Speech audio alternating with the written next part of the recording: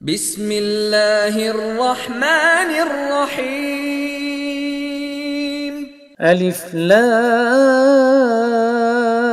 را كتاب أنزلناه إليك لتخرج الناس من الظلمات إلى النور بإذن ربهم إلى صراط العزيز الحميد.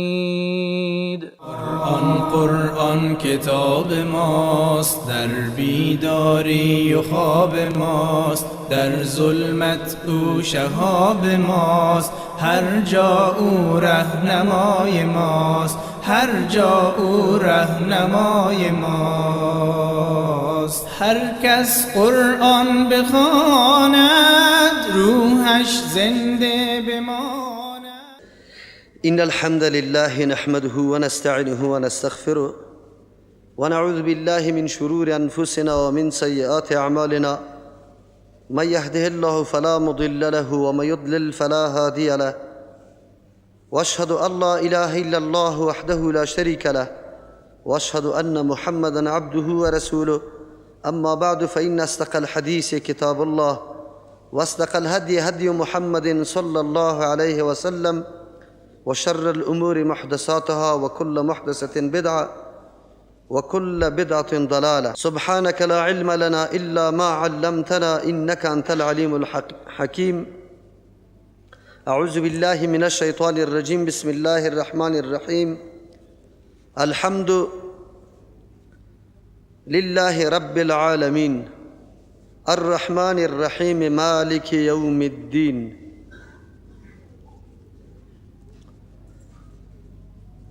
احسان بزرگ الله متعال است که برای ما و شما توفیق نصیب کرد. در این ماه قرآن کریم ما آغاز صبح خود توسط درس کتاب الله شروع میکنیم. مناسب است باعث ترجمه قرآن کریم یک کمی بیان کنیم که چرا ما قرآن کریم همیشه تلاش میکنیم، خصوصا در رمضان مبارک، به اندازه وسع و توان خود، با وصف نقصان علم، کمبودی استعداد و اهلیت ما، لیکن به خاطر ادای مسئولیتی که ما در برابر کتاب الله متعال داریم، همیشه چرا شروع میکنیم؟ در این شک نیست، به علم یقین ثابت شده که دشمنای دین برای خاموش ساختن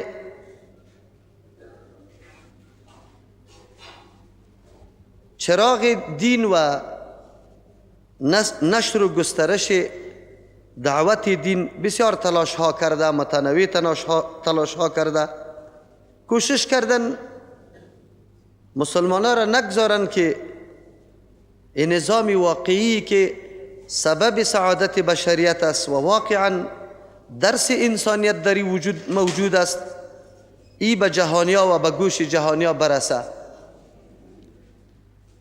تلاش های دشمنان متنوع است، اما زیادتر تلاش در این موضوع است که چه قسم مسلمانان را از نظام و آیین واقعیشان دور نگاه کنند و نگذارن مسلمانان با حقیقت دین خود آشنا شوند، با او کتابی که الله متعال برای علاج انسانها روان کرده، با او کتابی که انسانیت در او معرفی شده، با او کتابی که یقینا روزگار سبب اوج مراتب مسلمانان بود، شان و شوکت مسلمانان توسطش استوار شده بود. نگذارن که مردم با او تعلق و رابطه قوی داشته باشه، بلکه سالا مسلمان ها را طوری نگاه کرد که آن چیزی که الله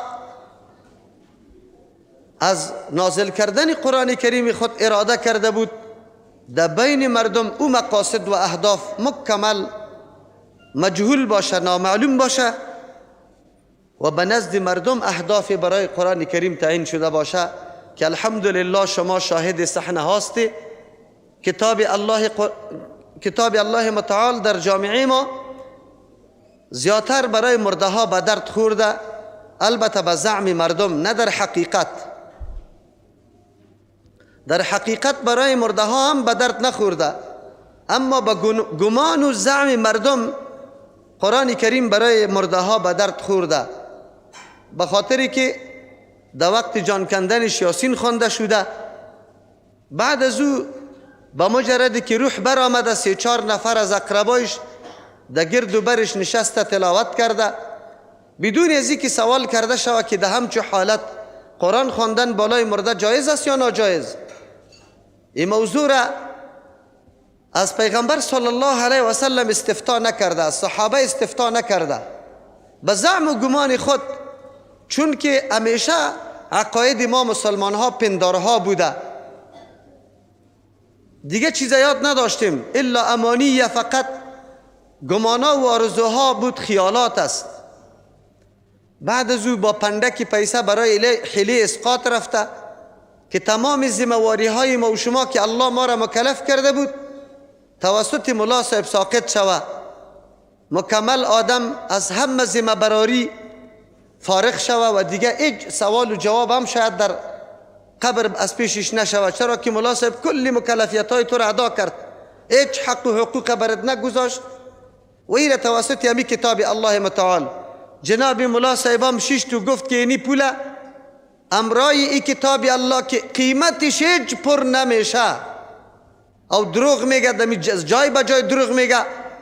امی آدم رفته قرآن کریم از او کده که ارزانترین چی نیسته، قرآن کریم امور آورده 20 روپگیر آورده، به خاطر که خطایش خیلی نزدیک از خواندم نمیشه، هر کس خواندم نمیتونه، بسیار خرد از خطایش، قیمتش کم است.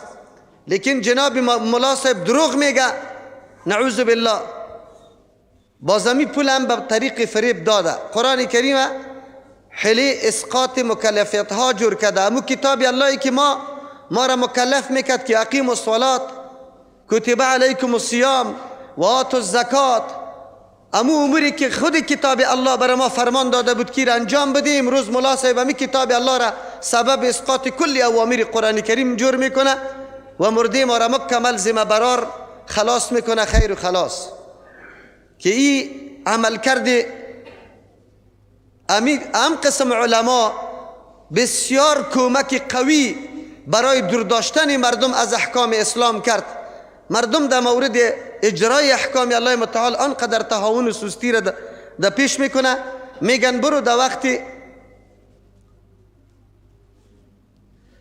مردن ما ملا صاحب اسقاط میکنه، کلی احکام از ما ساقط میشه.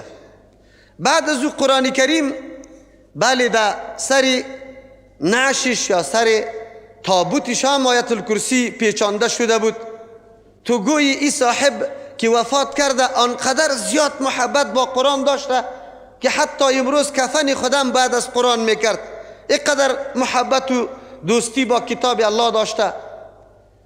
بعد از او در سر لوحه قبرش هم سوره اخلاص یا آیت الکرسی نوشته میشه و پس از او یک چند جمعه متصل مردم جمع میشه در خانه مردهدار قرآن خوانده را ایستن به خاطر از اینکه این آدم مرده و بخشیده شود. این کتاب الله متعال ما به زعم خود کتاب مرده ها جور کردیم، نه کتاب انقلاب عظیم، نه کتاب تغییر وجود، نه کتاب تغییر جهان، اما کتابی که جهان تغییر آورد، اما کتابی که واقعا تغییرات در انفس آورد، جانها را تبدیل کرد به جانهای دیگه، اخلاق تبدیل کرد به اخلاق دیگه، نظریه را تبدیل کرد به نظریه دیگه، اندیشه را تبدیل کرد به اندیشه دیگه، فکر را تبدیل کرد به فکر دیگه. انسانیتی که کل عمر سپری در بربریت و خشونت و نعوذ بالله بدبختی تیر کرده بود، طور او جامعه تبدیل میشه که امروز نظیرش جهان پیدا کرده نمیتونه. ای کاش که مسلمانای ما از واقعات صحابه و از حکایات صحابه و از زندگی از یک کم معلومات داشته باشند، بفهمن که جیل اول و طایفه اول شاگردای مستقیم رسول الله صلی الله علیه و سلم توسط کتاب الله چی برداشت کردن و چقدر تغییر و انقلاب عظیم در تمام ابعاد زندگی از او رونما شد توسط همین کتاب الله متعال. امیدوار هستیم که نسل جدید جوان ما ان شاء الله در آینده همینطور خدمتگزار قرآن کریم باشه و یکا نه تنها مثل دیگرها وری قرآن در پشت سر بگذاره، بلکه در پیش روی خود برای اقامه حکومت قرآنی و برای پیاده کردن عدالت قرآنی زندگی خود قربان کنه و ان شاء الله همینطور مردم فی الحال در گوشه گوشه جهان در حرکت است، در تلاش است و هر کس تلاش میکنه که نظام قرآنی باید در جهان حاکم شود. الله همون صحنه را به چشم سر ما بر ما نشان بده که ما زنده باشیم و ما حکومتی که واقعا استوار به عدالت قرآن باشه، به قانون قرآن باشه، همونطور حکومت خودی ما به چشم سر ببینیم. ان شاء الله بعید نیست نظر به حالات جدیدی که دنیای کفر در مقابل مسلمان گرفته، مسلمان باید بیدار شود. بعد از این هیچ عذر نادانی و هیچ عذر پنهان باقی ماندن جنایات کفار سری مردم دیگه باقی نمانده. اگر امروز هم مسلمان کمی حرکت نکنه و باز نگرده به دین خود، باز نگرده به می نظامی که الله روان کرده برای سعادت ما، دیگه بعد از این دیگه کدام عذر باقی نمانده که کسی بگویه که من معلومات نداشتم یا من معذور هستم. نه به هیچ کس باقی نمانده. امروز هم اگر این نسل جوان ما چی از طبقه ناس و چی ذکور اگر این مفکوره را نداشته باشه که زندگی ما فدای قایم کردن نظام الله متعال، اگر این مفکوره را نداشته باشه باز زندگی به دردم نمیخوره. واقعیت همونطور است. خب ما امروز تذکری همی گپ میکنیم که ما مسلمان ها را استعمار و دنیای کفر چقدر از کتاب الله متعال دور نگاه کرد که کتاب الله را فقط برای بوسه کردن بر ما گذاشت که در چند پوش او بوسه شو خیر و خلاص. در عربستان اگر بروی یکی از انتقادات یک تعداد مردمی که تصوری غلط همیشه داشته، اونجا که میره قرآن کریم به پشت سری میز میبینه میگه عربا این قدر بیادب و گستاخ است، قرآن کریمشان پشت نداره او در سری میز گذاشته. این قدر تفکر نمیکنه که کتاب الله برای تدریس و تعلیم روان کرده، نه برای پشت دادن. فکر میکنه که تعظیم و احترام قرآن در پشت دادن است یا در سر انواری بلند گذاشتن است. نه، خدمت قرآن کریم به این سیستم قطعا نمیشه، بلکه قرآن حقوقی داره که امروز یک کم کم برش اشاره میکنیم ان شاء الله. برنامه های انبیاء علیهم السلام چه قسم شروع شده و نسل ها و امت هایی که در زمان انبیاء علیهم السلام بود توسط کدام کتاب تزکیه شده، توسط کدام کتاب افکار و اندیشه از وا درست شده. امروز در مقدمه بیان میکنیم، بسیار مهم است و ضروری است. استعمار ما را نگذاشت که تعلق ما با کتاب الله پیدا شود. شما باور به الله متعال بکنه وقتی که در مدارس من حیث مضمونی تفسیر خوانده میشه، حقیقت تفسیر وجود نداره. ما در مدارس در ماده تفسیر یا در مضمون تفسیر جلالین شریف خوانده میشه یا بیضاوی شریف یک کمکش. جلالین کتابی است که اول تفسیر قرآن نکرده، در جایی که تفسیر کرده حتما روایات اسرائیلی است. حقیقت تفسیر وجود نداره، فقط اعراب کلمات و معنای بعضی لغات بیان کرده، خیر و خلاص. آن چیزی که مقصد و هدف کتاب الله است که او واضح ساختن یکتاپرستی الله متعال، اثبات رسالت رسول الله صلی الله علیه و سلم، اثبات حقانیت کتاب الله متعال که کلام الهی است و اثبات آخرت. هیچ بحث نشده. بیضاوی یک ربع جزء اول خوانده میشه، او هم در بعضی مدارسی که خیلی یک کمی تلاششان به زیاد خواندن است، وگرنه در بعضی مدارس تا آیه یا ایها الناس اعبدوا ربکم الذی خوانده میشه و کلش از صرف و نحو و منطق و حکمت بحث میشه، نه از تفسیر. در جایی که حدیث آورده شده کلش موضوعی و ضعیف، حدیث صحیح شما پیدا نمیتونید. ابن کثیر یا ابن جریر این تفاسیری که منقول است خو مردم حتی آشنام نبودن. دی اواخر است که الحمدلله مردم با تفسیر آشنا شدن. یکی از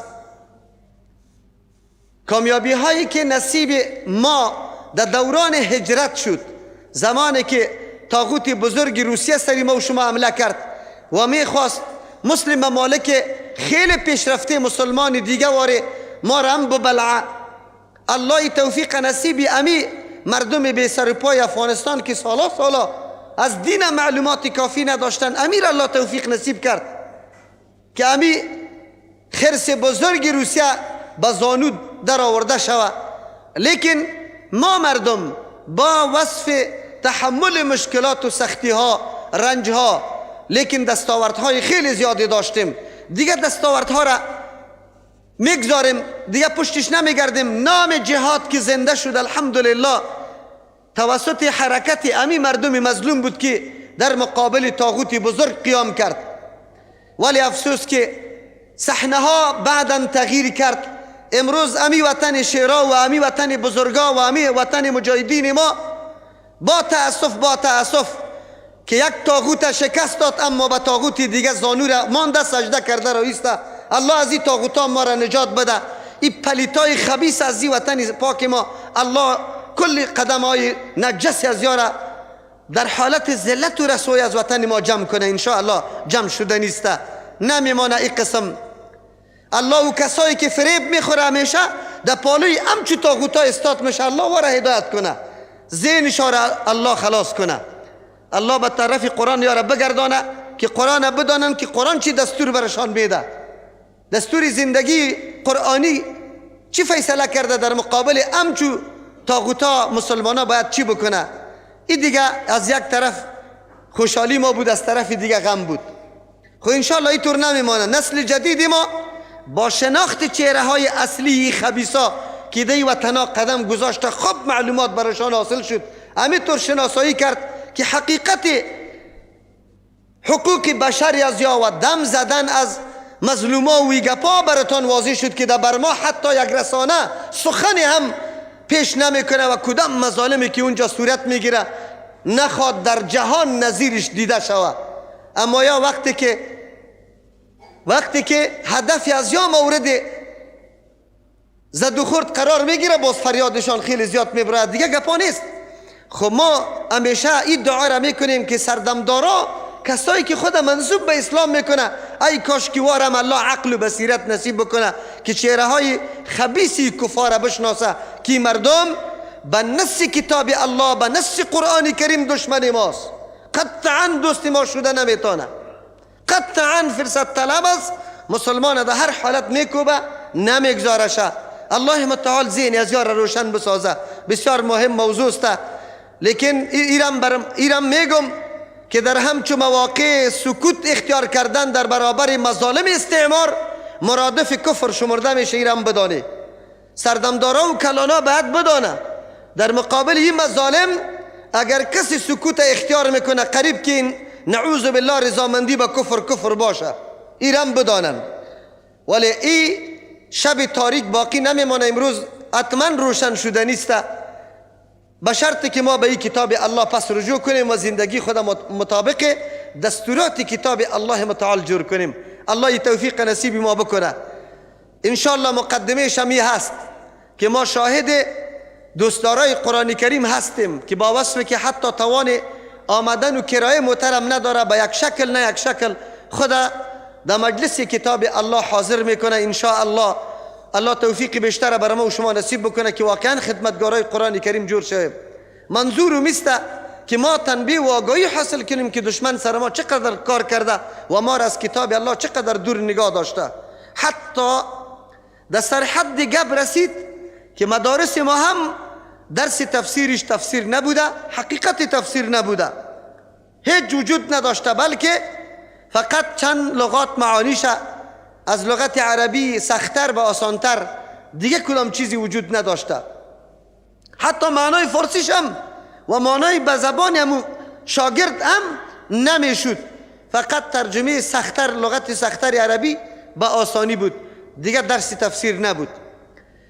وقتی که در مدارسی که چشم امید کل مردم است و از اونجا اماما و علما تخرج حاصل میکنه، او از قرآن آگاهی بیشتر نداشته باشه، از عوام ما چی گله کنیم و چه قسم توقع داشته باشیم که ما نظامهای استوار به قوانین قرآن داشته باشیم؟ قطعا امکان نداره.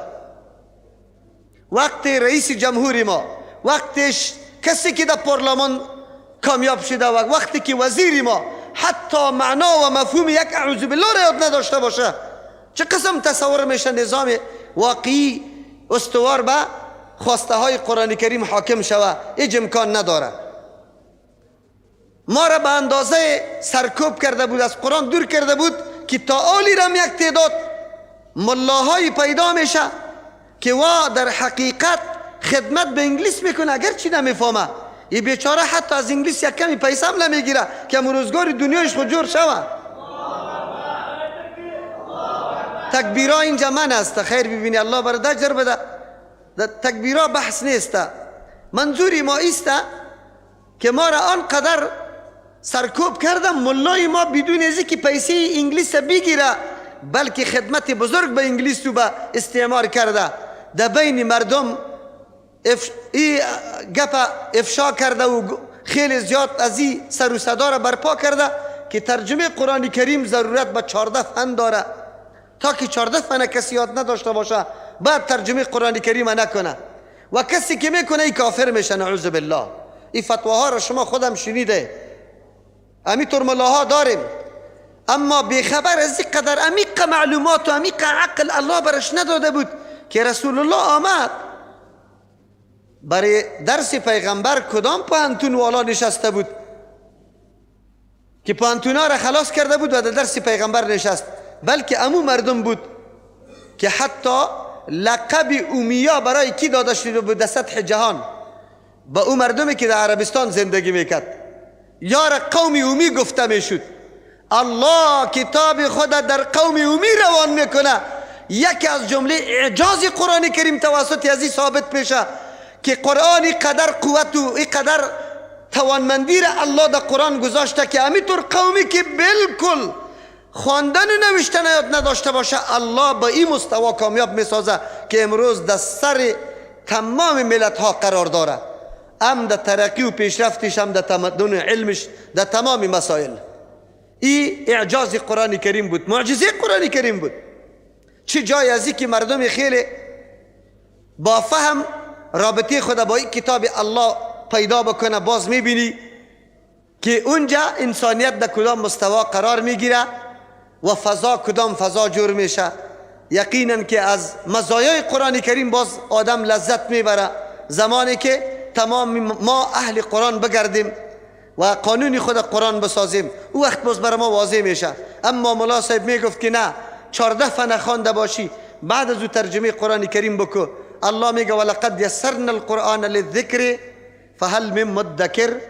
ما قرآن برای نصیحت پذیری، برای ازی که انسان آگاه باشه، بیدار باشه، چی آینده دارم، چی مقصدی در دنیا دارم، از کجا آمدم، کدام طرف روان هستم، برای کدام مقصد آمدم. قرآنی تذکیره به کلگی میکنه، به زن، مرد، خرد، کلان، جوان، پیر، به دهقان، محصل، مامور، مدیر، صاحب منصب، غیر صاحب منصب، کلگی را این کتاب الله تذکیر میده.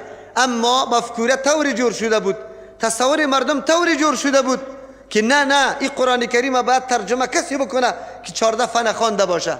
خب الحمدلله به علم یقین ثابت شد که قرآن کتاب کل مخلوق است. کسی که با این کتاب رابطه پیدا میکنه الله برش علم عظیم نصیب میکنه، در قلب روشنی پیدا میشه، از نور توحید قلبش پر میشه.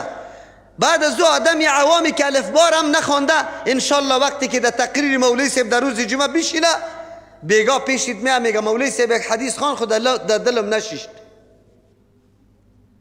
امین نوری توحید امی قدر قدرت به این شخص میده که تفکیک میتونه در بین سخنای مولوی صاحب که نمی آدم از شکم گفته یعنی که واقعا حدیث رسول الله را گفته.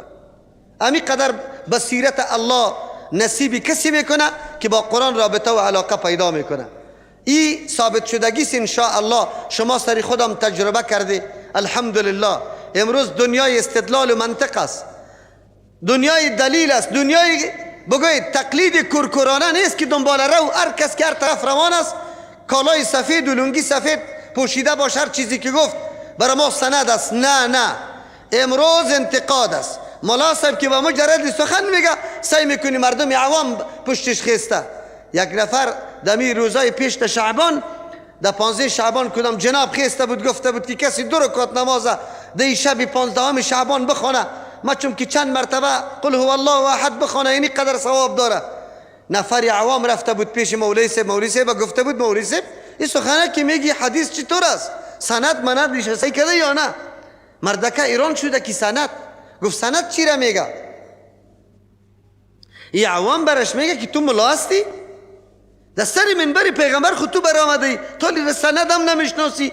من خو عوام آدم هستم، هر سخنی که از پیغمبر بر ما میرسه بری خود یک سند داره. موتون که یک گپ در کسی میرسانیم سند داریم. من در تو میگم تو دو میگی او دو میگه، امی سند است. تو سند زیر دیدی؟ والا گفت من خود در کتاب سعی کردم اینجا دیدم خب زیبای حکایت بود. امیره گفته مو برش گفته که مولا صاحب خیر است امی قدر گناه بسیط است، آینده دیگه خود در گناه مبتلا نکو، برو یک کمی حدیث بخوان که باز مردم در گمراهی نکشانی. تو حدیثی موضوعی را به مردم گفته رایستی بدون سند. الحمدلله نفر عوامی گپ برای مولوی میگه. اینقدر بصیرت الله به برکت امی کتاب الله بری امی طور مردمان نصیب میکنه کسی که با قرآن تعلق و رابطه داره. دیگه ما انشاءالله ای را درک کردیم که استعمار ما را گرفت از قرآن دور کرد، نگذاشت که ما با قرآن تعلق و رابطه پیدا کنیم و قرآن بدانیم. منظورم است که ما چرا ترجمه قرآن کریم اختیار کردیم خصوصا در رمضان مبارک و تلاش کردیم که مردم از کار و روزگار هم نمانه، در ذهن مردمی فکر پیدا نشوه که ما را فقط دعوت به سوی مسجد میده اما از کار دیگه ما را منع میکنه. ما از او جمله نیستیم.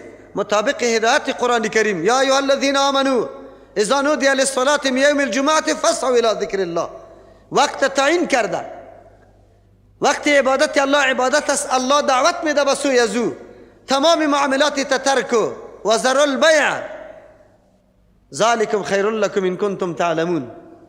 بعد از او چی میگه؟ فاذا قضیت الصلاة، وقتی که نماز ختم میشه فانتشروا فی الارض وابتغوا من فضل الله، تیت شوی در گوشه ها و کناره های زمین از احسان الله طلب بکنه.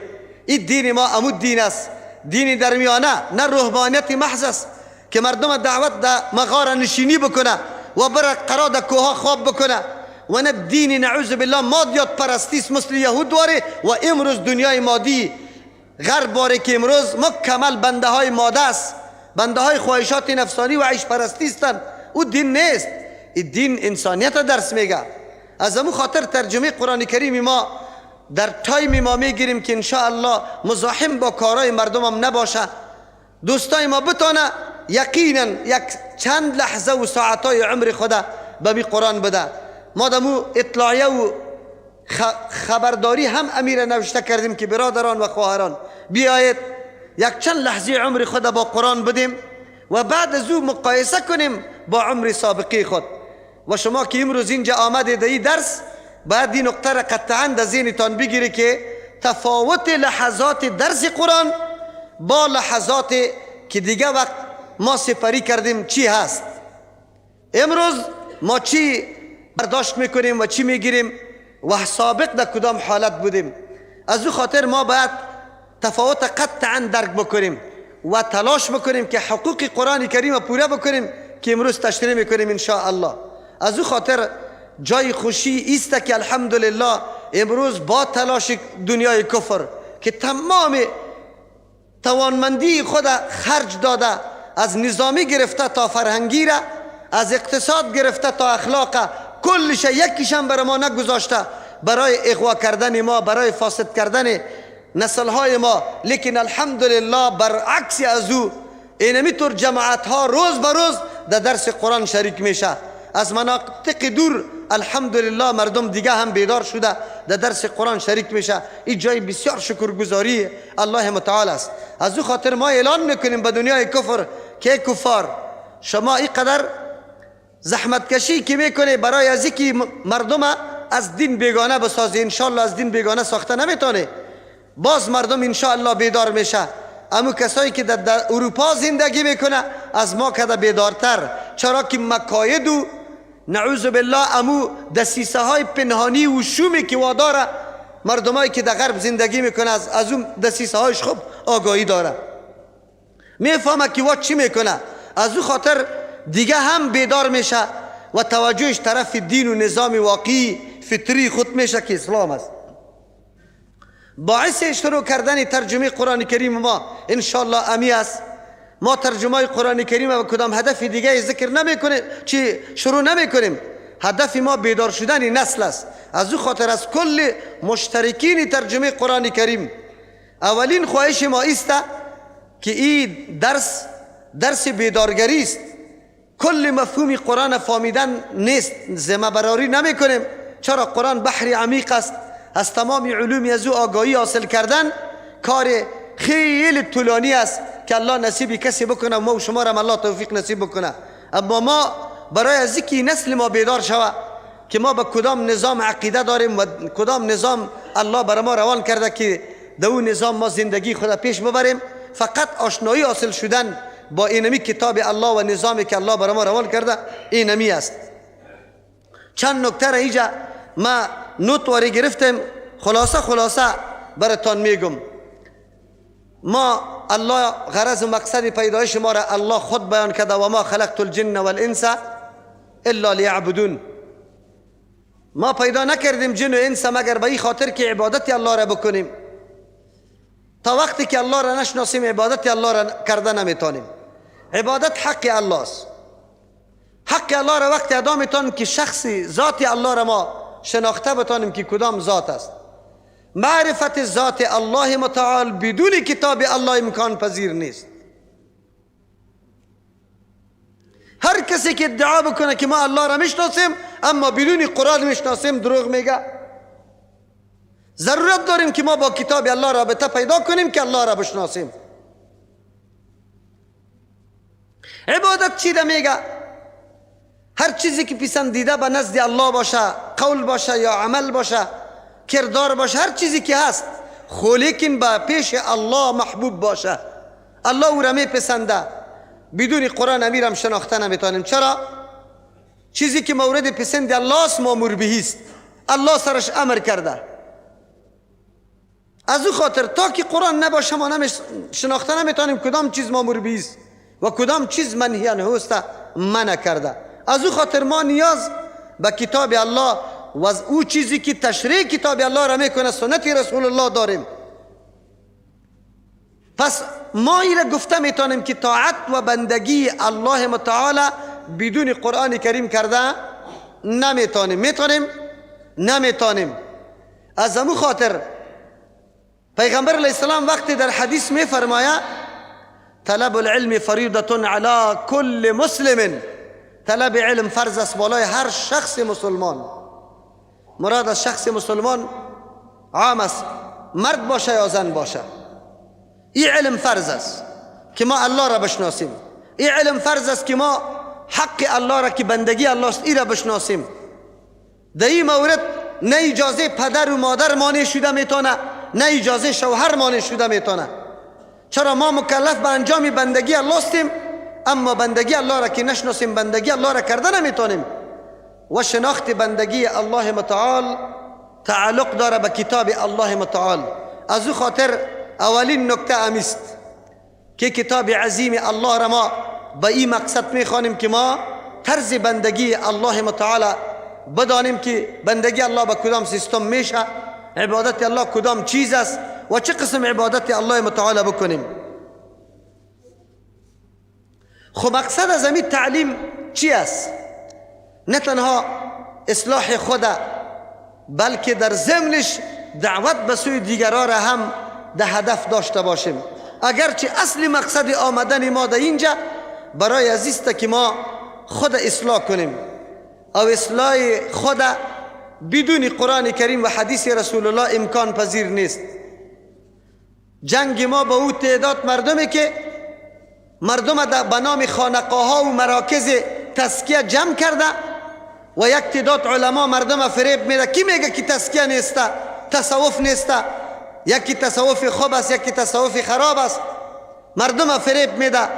ما برش میگم که ای جنابا، تزکیه عبارت از اصلاح عقیده است، تزکیه عبارت از اصلاح عمل است، تزکیه عبارت از اخلاق درست است و ارسیش نصابش کتاب الله و سنت رسول الله است.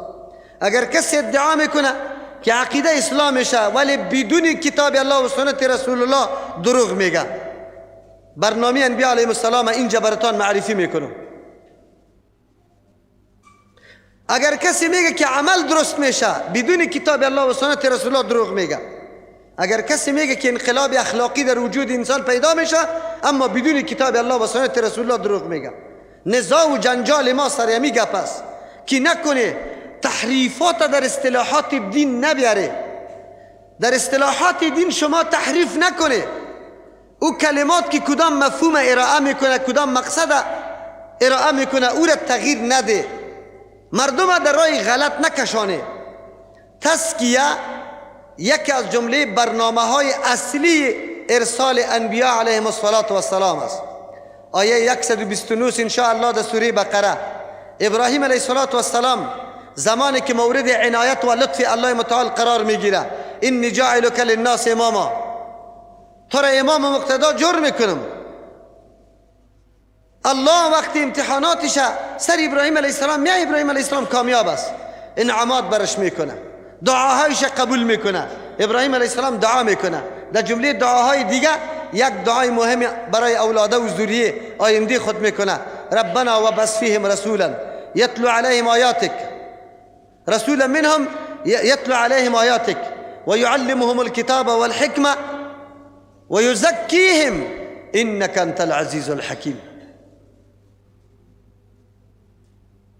4 موضوع را الله متعال در دعای ابراهیم علیه السلام از زبان ابراهیم علیه السلام ذکر میکنه و این در دیگه 3 جای دیگه قرآن کریم آمده.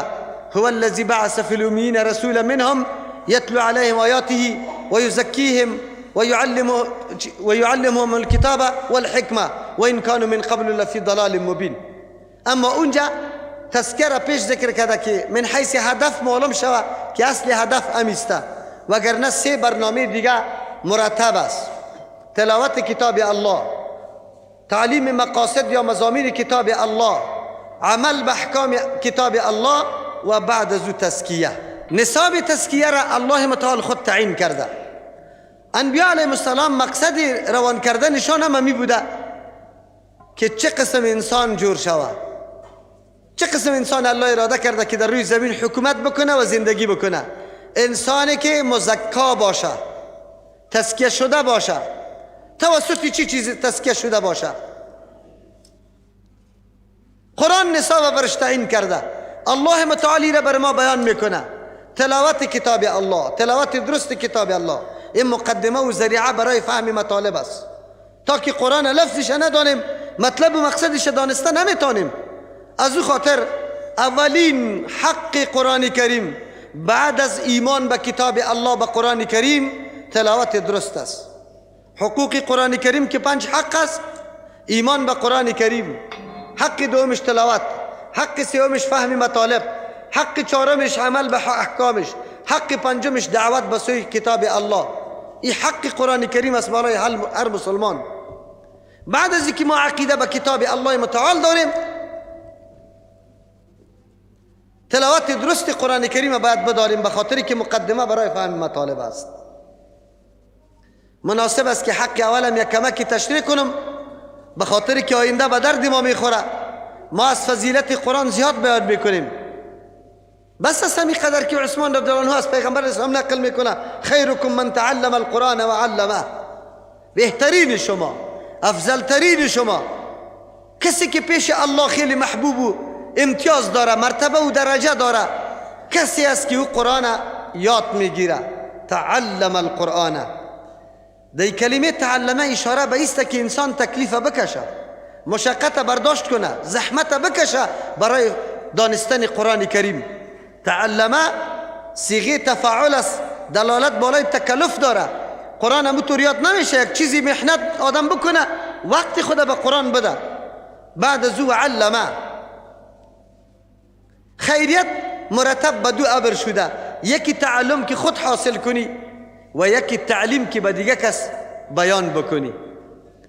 اگر ما خود حاصل کردیم اما دیگه کس دعوت برش ندادیم، به دیگه کس نرساندیم، در اینجا ما خیریت و افضلیت بر ما حاصل نیست. در حدیث دیگری هم که پیغمبر علیه السلام میگه مجتمع قوم فی بیت من بیوت الله یتلون کتاب الله و یتدارسون بینهم. اونجا تنها تلاوت نگفته که در یک خانه الله متعال که جای عبادت الله باشه، در اونجا کتاب الله بیان شود، تنها تلاوت شود.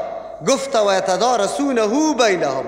اصلی مقصد جمع شدن در اون جایی که خانه عبادت الله است، اصلی مقصدش تدارس است. تدارس میگه یکی با دیگه درس دادن. الله اکبر. قرآن اینطور بحری عمیق است، از یک گوشه تو چیزی علم از قرآن آموخته، از یک گوشه ما یکی با دیگه شریک بسازیم. ما به تو بگویم تو برای ما که معلوماتی کافی از قرآن کریم برای انسان حاصل شود. این فضیلت وقتی میشه که تدارس موجود باشه. و چقدر زیبا پیغمبر میگه الا نزلت علیهم الرحمه. کسی که اینطور حالت اختیار میکنه، جمع میشه برای ذکر تلاوت کتاب الله و تدارس شود، رحمت الله نازل میشه. و غشیت الا نزلت علیهم السکینه. آرامش و اطمینان به سر انسان نازل میشه. و غشیتهم الرحمه. رحمت الله انسان میپیچانه. و حفتهم الملائکه. اینطور مردما را ملائک گرد و برش استقبال و پذیرایی میکنه. میدانه که امروز اگر ما و شما در اینمی جا، در اینجا که الله متعال صاحبی هتل، اول دعای هدایت برش میکنیم که الله هدایت درست برش نصیب کنه. او شاید بسیار خفه شود که مولوی صاحب بر ما طلب هدایت کرده است. هدایت واره نعمت بزرگی وجود نداره. از همون خاطر در هر رکعت نماز ما و شما اهدینا الصراط المستقیم میگیم. و بعد از او الله متعال برش توفیق بده که در این صحنه که ترجمه قرآن کریم صورت گرفته آینده اینجا سازنده رقص نکنه انشاءالله. الله در قلبشان بندازه. امکان داره انشاءالله که ترجمه قرآن کریم انقلاب عظیمه در صاحبای هتل هم بیاره. سری اصل مقصد دنیا بدانن که چی به درد میخوره. و این درس قرآن کریم برشان انشاءالله یک تنبیه بزرگ باشه و سبب تذکیر و نصیحت بزرگ باشه انشاءالله. دوستا سر ما انتقاد هم میکردن که مولوی صاحب اونجا خود رقص شده. ما میگیم تو باش که همین زمین بیچاره الله متعال که سرش رقص شده، امروز سرش درس قرآن شوه انشاءالله. و این زمین یک روز اگر شاهدی بالای رقاصا بده، سر ما و شما شاهدی درس قرآن بده انشاءالله. این زمین هم زمین الله متعال است. خود زمین گناه نداره، گناه از ما و توسته که کدام عمل دیش انجام میدیم. و این آغازگر باشه انشاءالله. صاحبای هتلای دیگه ما هم امی قدر درک بکنه که کل عمر جمع کردیم یک روز فشار بالا رفته ناگهان مرگ میآید و خبرم نمیکنه. موقع توبه هم برات نمیده که باز بگویی که توبه سابقا چی کردیم. چرا که حالی مرگا دیگه رقم شده، یا انفجارات است یا بگوی مرگای ناگهانی حالی خیلی زیاد است. ناگهانی برش نمیگیم به تقدیر الله متعال، خو لیکن فرصت به کسی نمیده برای توبه کردن.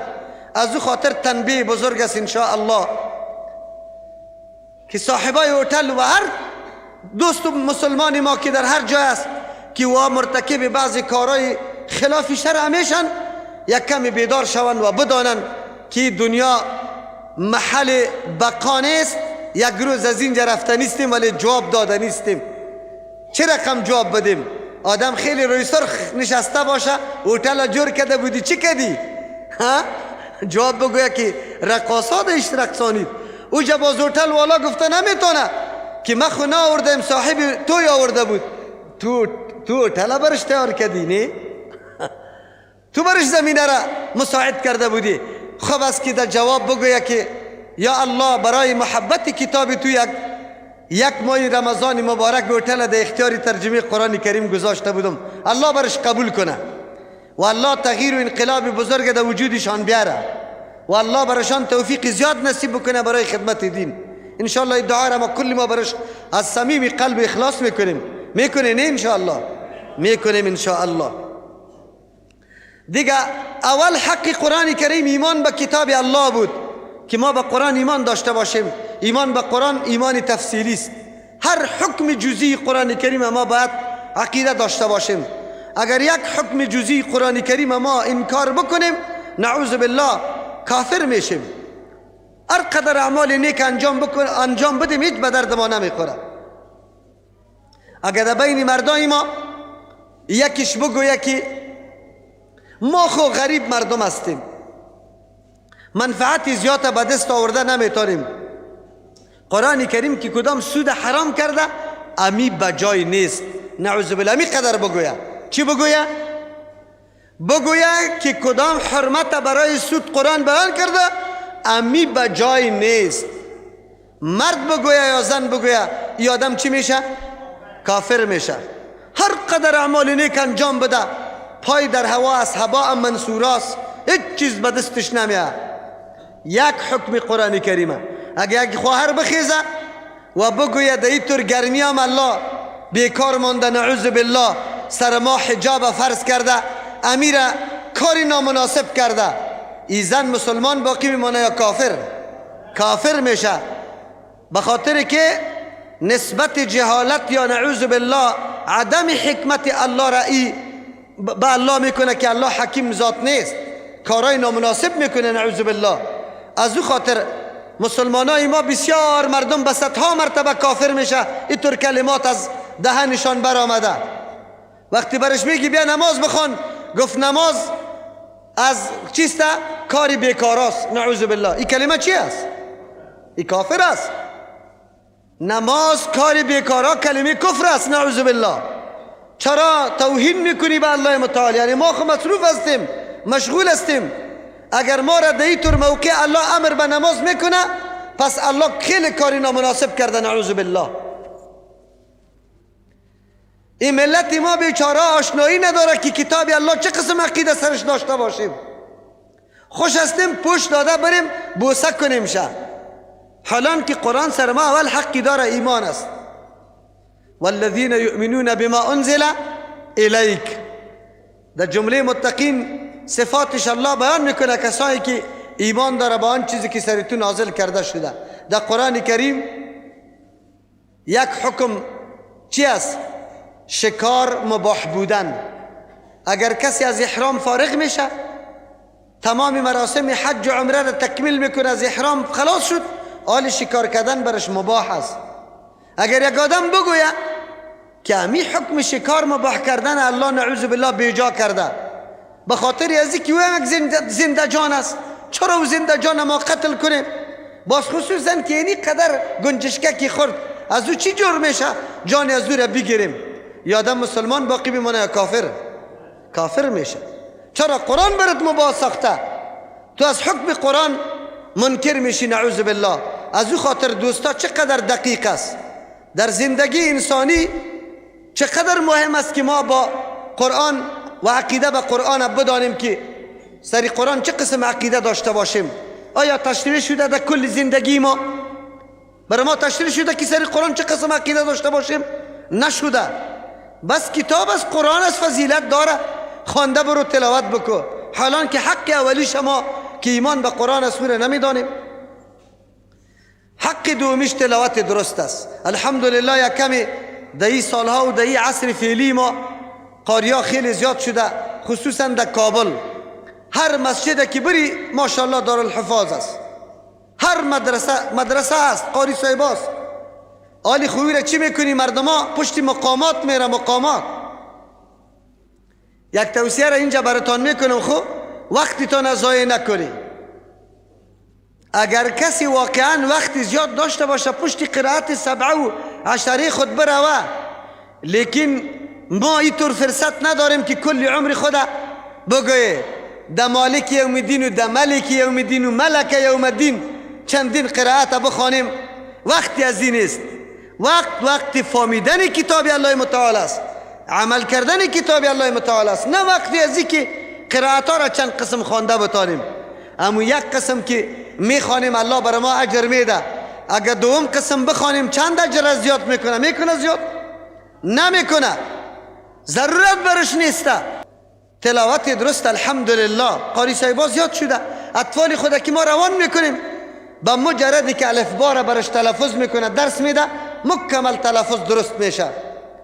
دیگه رعایت قوانین تجوید امری ضروری نیست که پر خواندن و باری خواندن کدام امری فرض یا واجب باشه، یک مستحب کار است.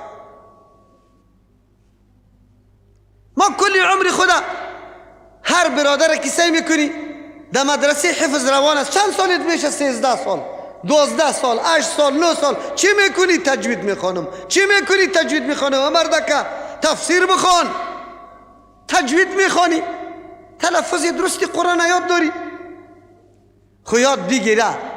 از او خاطر اینجا نه افراط میکنیم نه تفرید، نه 10 سال خود در تجوید کدام درس یک ساله نیست. تجوید یک ماه، درس یک ماه است. شما بار بالله بکنی از یک ماه اضافه نیست. یک مشق و تمرینش یک دو بار در بر بگیره که تلفظ درست بکنی، دیگه وقت او ضایع کردن به کار نیست. اما امروز آنقدر استغراق در او شده که مردم ها 4 سال و 5 سال در مدرسه های حفظ رفته رایسته، میگه ما تجوید خوانده رایستیم. نکنیم. تلاوت درست قرآن کریم حق قرآن است، اما با این سیستم نکی قدر وقت در اجزایی کنیم. ولی این طورام نیسته که ملا صاحبای ما وقتی که داد تلفظ میکنه یکیش میگه ولن دوالین، نون دال واو الف، دیگهش میگه ولغ و دوالین، غین دال واو الف. اینطوری میکنه. نه، تلفظ درست حروف بعد بدانه. و الحمدلله عالی امی زمینه خوب مساعد است. کوشش کنیم اولادای خود برش قریب بگیریم. در مسجدی که ملا صاحب است تنها سری ملا صاحب اکتفا نکنه، برای درس اطفال خرد بعد قاری خامخا در هر مسجد ضروری است. قاری که تلفظ درست داره تمرین کرده میتونه، بسیار ضروری است که اولاد خود پیش از او بمانیم، پیش ملا صاحبا نه ملا صاحبا را بگذاره.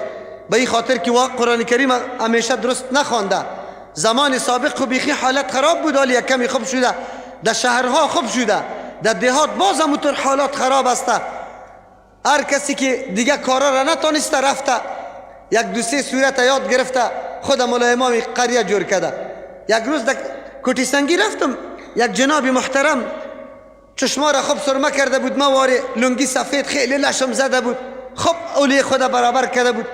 نماز شام داد، بسیار غلط قرائت کرد.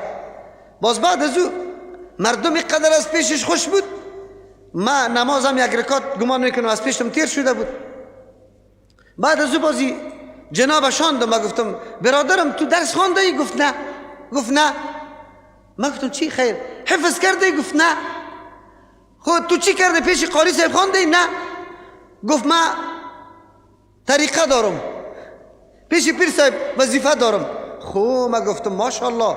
پیش کدام پیر صاحب؟ او پیر صاحبم برم گفت. ما گفتم پیر صاحب برای چی یاد داده؟ سوره را سر تلفظ کرده. چی را کرده؟ گفت نه، او مرا گفته که این طور فکر بکو که اینجا نور میآید، این قلب در ذکر شروع میکنه، باز لطایف تعالی را مرده است.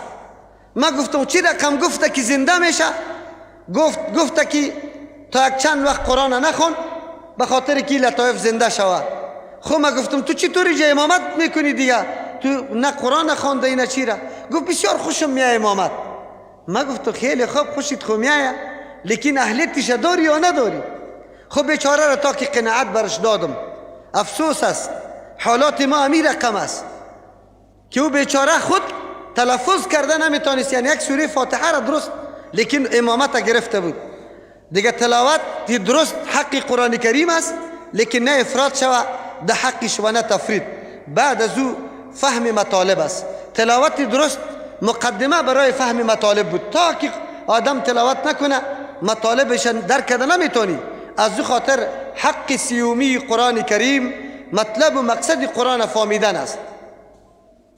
مطلب و مقصد قرآن کریم فهمیدن دو قسم است، یکی اجمالی است و یکی تفصیلی است. برای تفصیلیش الله متعال اشخاصی را پیدا کرده که وا عمر خود وقف میکنه، میره 5 سال 6 سال 7 سال 10 سال برای فراگیری علوم قرآن کریم هر طرف تلاش میکنه و آینده برای خدمت قرآن کریم عمر خود وقف میکنه. یکی مفهوم اجمالی مطلب قرآن کریم است که الحمدلله هر مسلمان فرض است بالایش که مفهوم اجمالی قرآن کریم بفهمه. مفهوم اجمالی قرآن کریم چی است؟ تمام آن چیزی که قرآن امر کرده بجا است، از هر چیزی که منع کرده بالکل درست است. جایی که قرآن امر کرده که مأمور به است حتما منفعت انسان است، قطعا ده مضرتش نیست. از چیزی که منع کرده حتما ده مضرت است. اخباری که قرآن داده راست است، حقیقت داره و حالات انبیاء علیهم السلام سابقه را که به ما بیان کرده برای هدایت ما، برای تنبیه و نصیحت ما است. این یک موضوع اجمالی فهم قرآن کریم است که هر مسلمان باید بدانه. امروز ما و شما که میاییم تقریبا فهم اجمالی قرآن کریم ما میگیریم. فهم اجمالی طور میگیریم که لا اقلی قدر بفهمیم که موضوع اساسی قرآن کریم چی بوده، برای چی آمده. وقتی ما سوره فاتحه را شروع میکنیم، موضوع اساسی سوره فاتحه ایاک نعبد و ایاک نستعین است. عبادت حق الله است، به کسی دیگری نمیشه. یک مفهوم اجمالی است. تفصیلش کدام چیز عبادت است و چه قسم برای الله شوه، چه قسم برای مخلوق نمیشه، این تفصیل کار داره. ما و شما فقط به طریق اجمال پیش میریم. از او خاطر حق سومی قرآن کریم فهم مطالب و مقاصد قرآن است. خب برای عوام اجمالی و برای اشخاص خاص در بین امت او به طریق تفصیل است.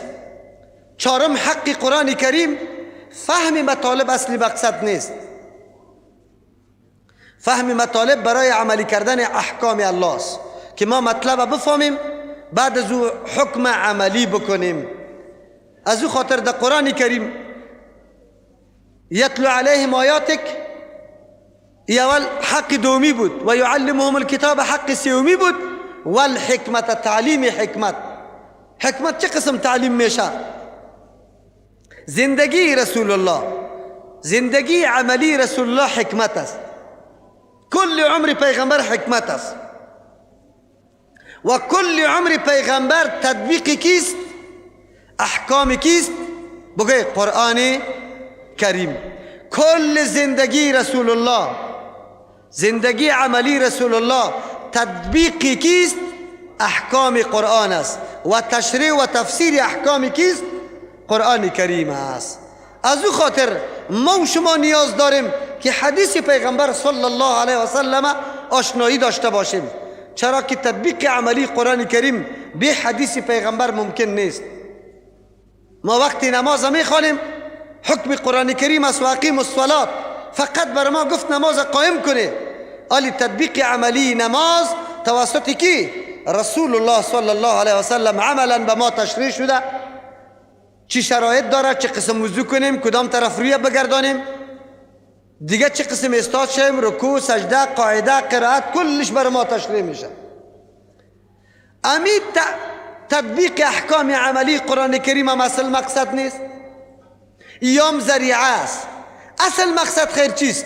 و یزکیهم، که ما انسانای واقعی جور شویم.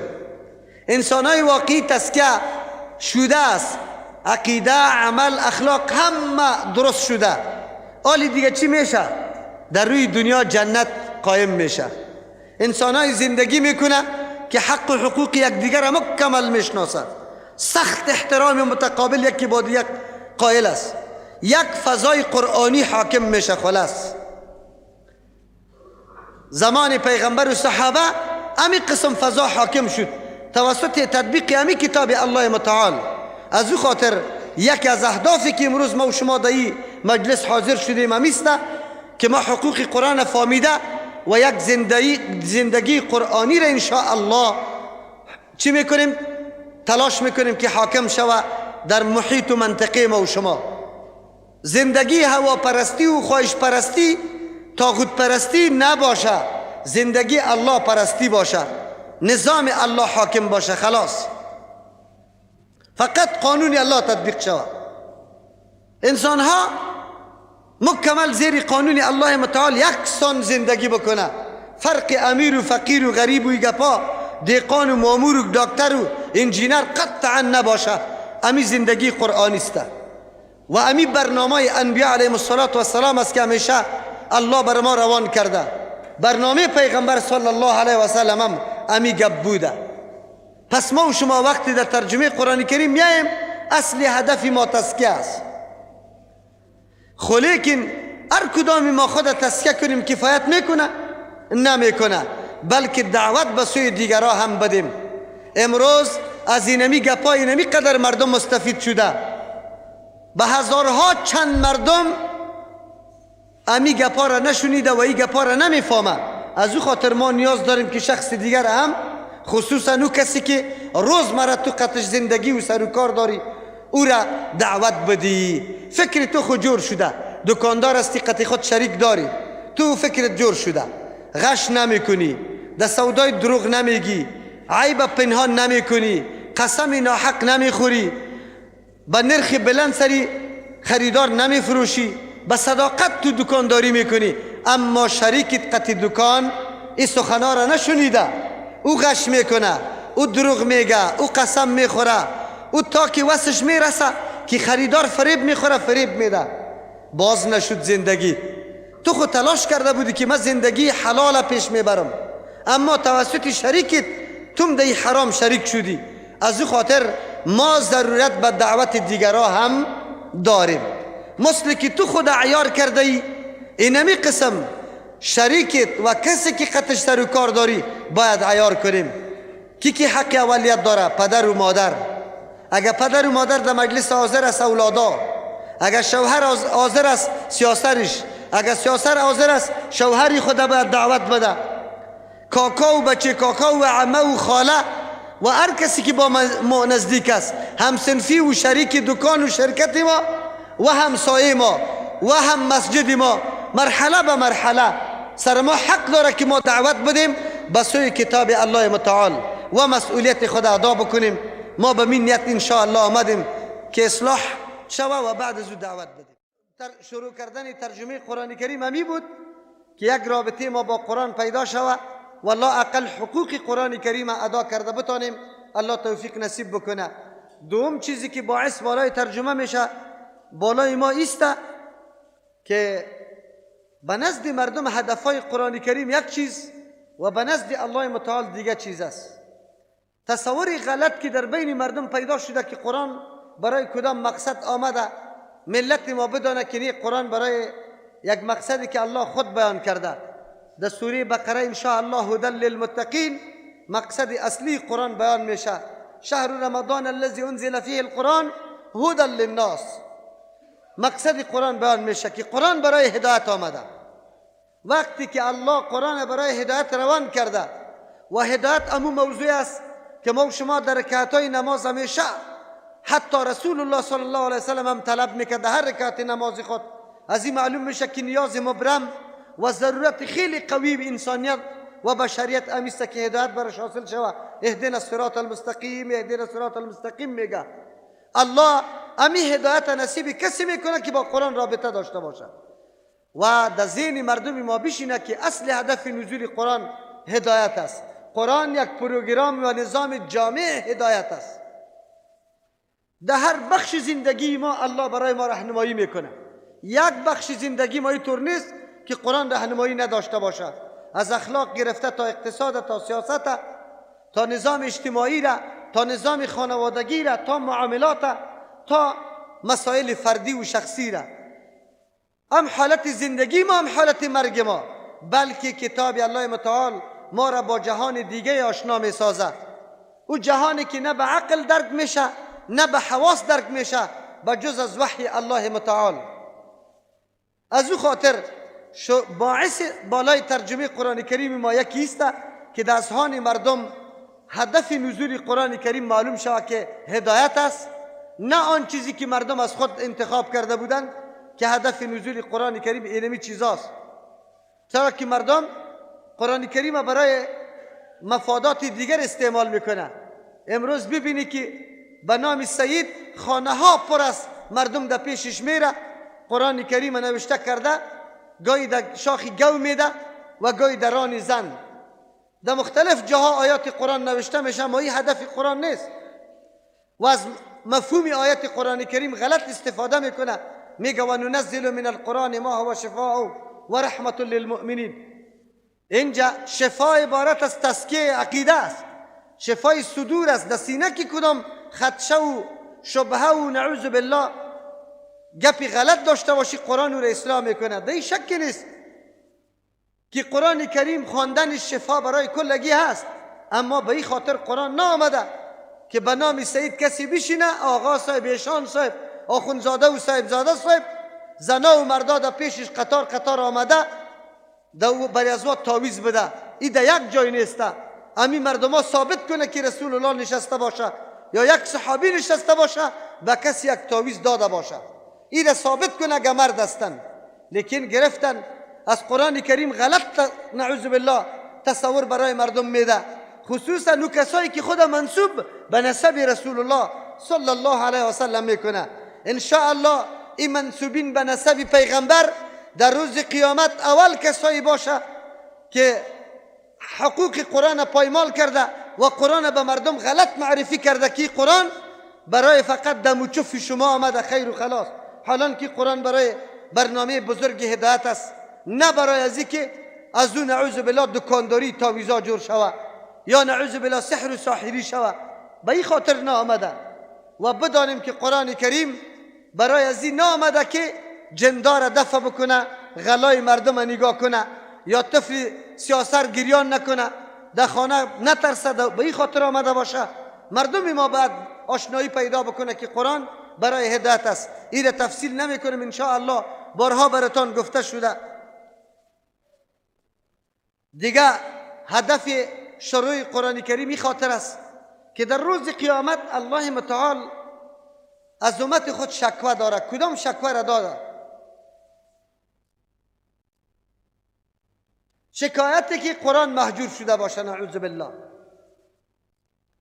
برای کدام هدف که آمده مردم ترک کنشه و راه دیگری را انتخاب بکنه. و قال الرسول یا رب ان قوم اتخذوا هذا القرآن مهجورا. پیغمبر میگه که پروردگار، این قوم ما این قرآن کریم متروک کرد، گذاشت، سر ازی عمل نکرده. ابن کثیر رحمه الله 5 صورت ذکر میکنه برای هجران یا ترک قرآن کریم. اول او کسایی که ایمان به قرآن نداره و قرآن ترک کرده، این معلومدار گپ است که کسی قرآن عقیده نداشته باشه در بدر خاک بسر است. دوم، کسی که در وقت تلاوت قرآن کریم، درس و تفسیر قرآن کریم شور و شغب جور میکنه، هیاهوی جور میکنه و هر چیزی که مانع درس شوه، این هجران قرآن کریم است.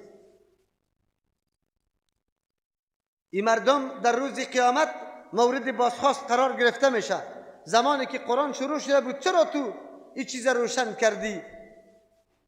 در خانه اگر دخترید، زنید، بچه‌ت، پدرت تلاوت قرآن میکنه و تو گرفتی رادیو را چالان کردی، تلویزیونه، در این جمله تم شمار میشی، در این وعید تم شامل میشی. در روز قیامت از پیشت سوال میشه که بجای ازی که خودم برایش گوش نگرفتی، لا اقل سکوت خو اختیار میکردی یک چند دقیقه، لیکن تو گرفتی روشن کردی تلویزیون و رادیوی تا او را در تلاوت قرآن کریم نمیمانی.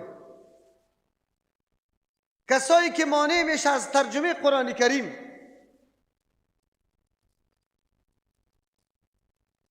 یا از او جمله مردمایی است که راه الله را بند میکنه و یا ظالمای بدبخت است. از این که در گمراه ترین اشخاص دیگه پیدا نمیشه، مثل که آلی به بهانه از این که در ذهن مردم یک گپ دیگر انداخته که نره که شما را از مذهب میکشه، نره که وهابی میشه، نره که شما را از دین میکشه. این تبلیغات سوی دشمن است و همیشه اینمی تبلیغات از دست امو مردمایی که دکاندار است یا منافع شخصی از واد خطر است، امی تبلیغات میکنه. پیر صاحبایی که مردم در خانقاه فریب داده، او مردم مانع گپ است. مولا صاحبایی که سالا مردم کور نگاه کرده، او مردم تبلیغات میکنه. از او خاطر باعث شروع کردن ترجمه قرآن کریم یکی است که ما درک بکنیم که نه ما در جمله مهجورین نبیم. سوم راه هجران قرآن کریم است که تدبر در قرآن نمیشه، تأمل در قرآن نمیشه، محض اموتر آیات برای نیت ثواب خوانده میشه خیر و خلاص، در او تدبر نمیشه. حالان که الله کتاب انزلناه الیک مبارک لیدبروا آیاته است. الله میگه ما این کتاب عظیم و شان است نازل کردیم به این خاطر پر برکت است که تدبر شود آیات ازی مصالح سنجیده شود، اسرار ازی که در این هفته شده برملا شود، به مردم بازگو شود، حقایق ازی منکشف شود. دنیای کفر قدم به قدم قرآن مطالعه میکنه، بعد از اون تکنیکی ساینسی خود قدم بیشتر میگذاره تا وقتی که از قرآن امکانش پیدا نکنه یک قدم هم بالا نمیگذاره. به خاطر ازی که درک میکنه که تا قرآن یک موضوع را امکان پذیر اعلان نکرده باشه نمیشه که کسی در اون موضوع کامیاب شود. از اون خاطر ضرورت است که مسلمان در قرآن خیلی تدبر بکنه. چهارم، نه عمل کردن بالای قرآن کریم یکی از اسباب هجران است. اگر این موضوع را ما در جامعه و معاشره خود یک کمی ارزیابی کنیم که چقدر عمل سری قرآن شروع است، بسیار اقدر موارد ما پیدا میتونیم که هیچ پرسان نکو که اکثریت مردم در غرق است و بالکل سری قرآن عمل نمیشه. دستورات قرآن گذاشته میشه، دستورات قوم، دستورات قرآن گذاشته میشه، خواهش دوست، دستورات قوم گذاشته میشه، خواهش شوهر، خواهش اولاد، خواهش زن، خواهش و قوانین ما حول و محیط او مقدم میشه. قوانین قرآن کریم در جای خود قرار نهاده شده است. خیر چه قسم ما در جمله مهجورین نبیم؟ آیا مورد شکایت پیغمبر اگر قرار بگیریم راه نجات برای ما هست باز که ما قرآن ترک کرده باشیم؟ دیگه یکی از جمله اسباب هجران رو آوردن به کتابای دیگه و قرآن ترک کردن که با تأسف در طول تاریخ دسیسه های متنوع از طرف دشمن برای از اینکه ما با قرآن علاقه نداشته باشیم امی کارا جور شده. حزب البحر از کجا پیدا شده که ریش سفیدای ما در پوش چرمی در بغلای خود گرد میگشتاندن.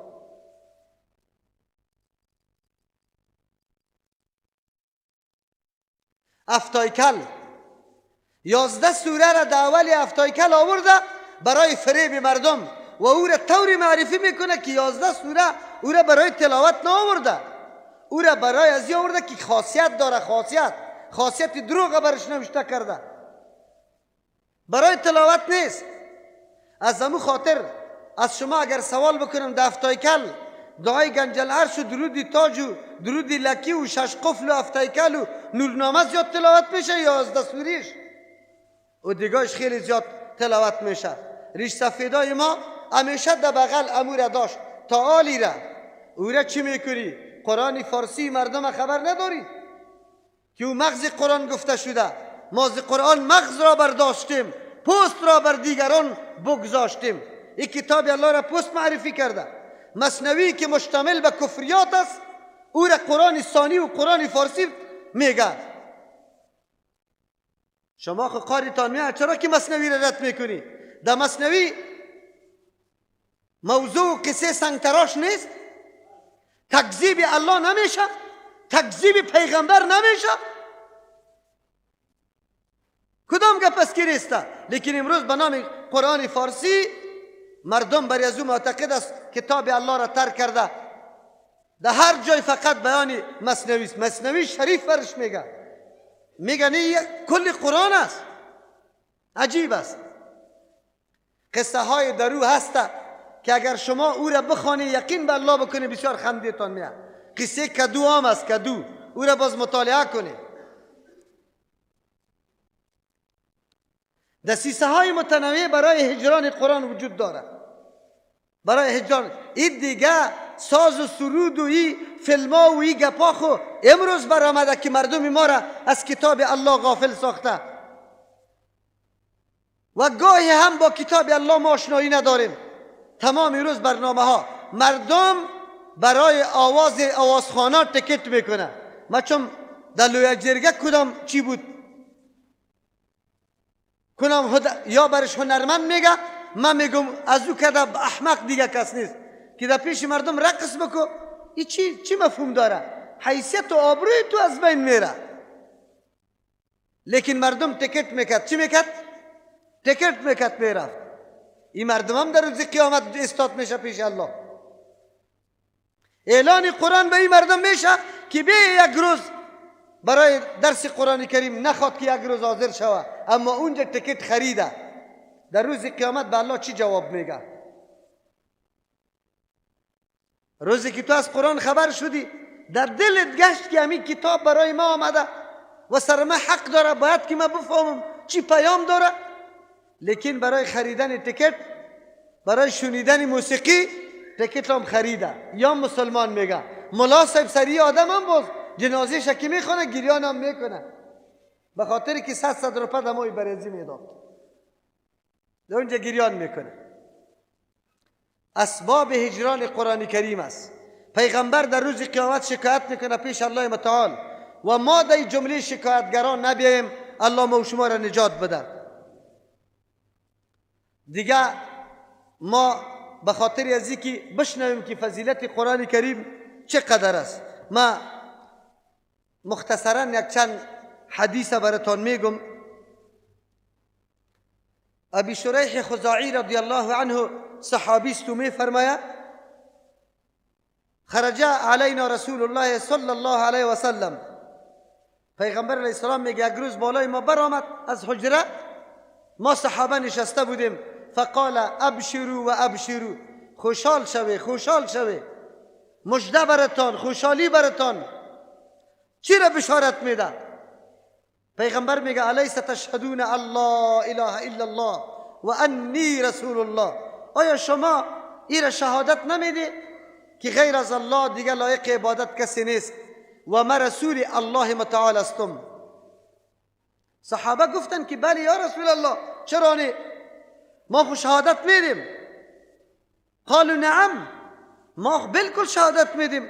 قال پیغمبر علیه السلام بعد از اوی سخن گفت هذا القرآن، اینمی قرآن کریم سبب، یک رسپان است، یک وسیله و ذریعه است. طرفه بید الله، یک سری از این پیش به دست که لایق شان الله متعال هست، و طرفه بیایدیکم، و یک سری از این به دستای شما است. فتمسکوا به، چنگ بزنه به این قرآن کریم. مراد از چنگ زدن زمانی که در قرآن ذکر میشه یا در حدیث عمل کردن بالای کتاب الله متعال است. رسول الله توصیه میکنه، صحابه را بشارت میکنه، اول خوشخبری برشان میده و برشان میگه که این کتاب الله رسپان است، یک سرش به دستی که لایق شان الله است و یک سر به دست شما است. فتمسکوا به، چنگ بزنی به این کتاب، اعلان نکنی کتاب الله را. فانکم لن تضلوا، گپی من نیست، گپی رسول الله صلی الله علیه و سلم است. یقینا هرگز گمراه نمیشه، هرگز. ولن تهلكوا، شما هلاک کردم نمیشه هرگز. بعده، پس از تمسک به قرآن، ابدا هیچگاه. شیخ البانی صاحب در صحیحه این حدیث آورده، ابن حبان رحمه الله روایت کرده، صحیح حدیث است. کتاب الله ذریعه و سبب و رسوان است، از طرف الله به موت آویزان شده. تمسک کو برش، چنگ سرش بزن. چنگ زدن، عمل کردن بالای کتاب الله متعال است. رسول الله برات میگه اگر به این چنگ زدی قطعا نه هلاک کرده میشی و نه گمراه میشی. عمل کی میشه برادران؟ با قرآن کریم عمل کی میشه؟ که ما بدونم مطلب قرآنه. مطلب قرآنه که ندانم از کجا عمل بکنم. از او خاطر ما نیاز داریم که درس قرآن کریم باید بخوانیم. یکی از باعث یا ضرورت هایی که ما قرآن ترجمهش شروع میکنیم به این خاطر که ما گمراه نشیم. از او خاطر در این حدیث برای ما سبب نگمراه شدن تمسک به قرآن کریم رسول الله اعلان کرده و برای ما میگه تا وقتی که تمسک میکنی شما گمراه نمیشه. در حدیث دیگه ابی سعید خدری رضی الله عنه میفرما کتاب الله حبل الله الممدود من السماء الى الارض، کتاب الله رسپان الله که آویزان شده از طرف آسمان به زمین است. همین مطلب است. پس ما چه قسم از این رسپان الله ما کم نگیریم به خاطر ازی که در دنیا گمراه نشویم و در آخرت هلاک نشویم. تمام محنت ما به می خاطر است و این بدون تمسک به کتاب الله قطعا امکان پذیر نیست. ببینید که شما قرآن کریم چقدر اجر داره. یک در حدیث دیگه میه از زید بن ارقم رضی الله عنه او می فرماید که ختمنا یک روز از روزها رسول الله صلی الله علیه وسلم بر ما خطبه گفت.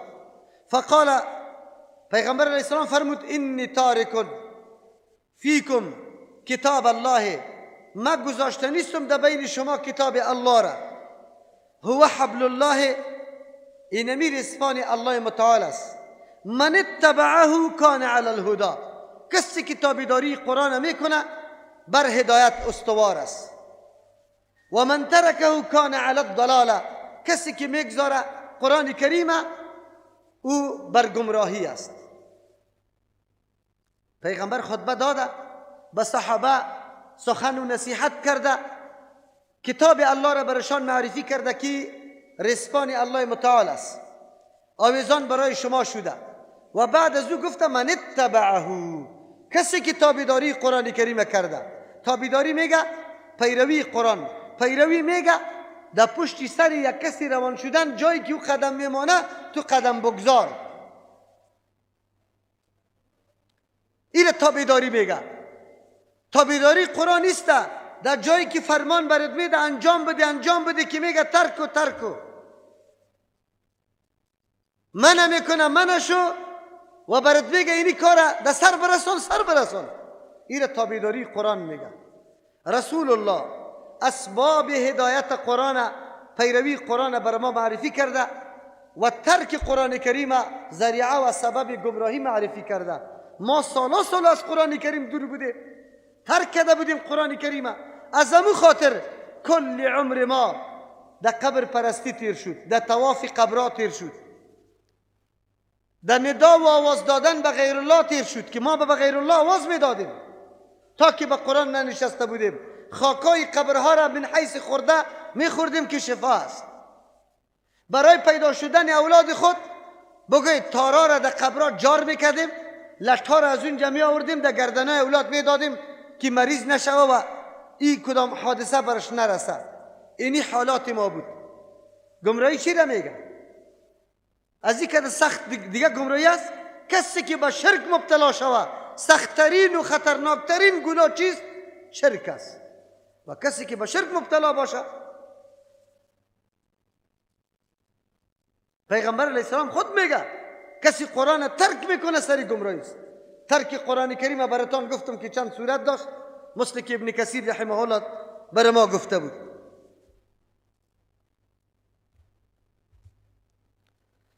در حدیث دیگه که جابر رضی الله عنه نقل میکنه، او میفرماید از پیغمبر علیه السلام نقل میکنه که پیغمبر علیه السلام فرمود القرآن شافع،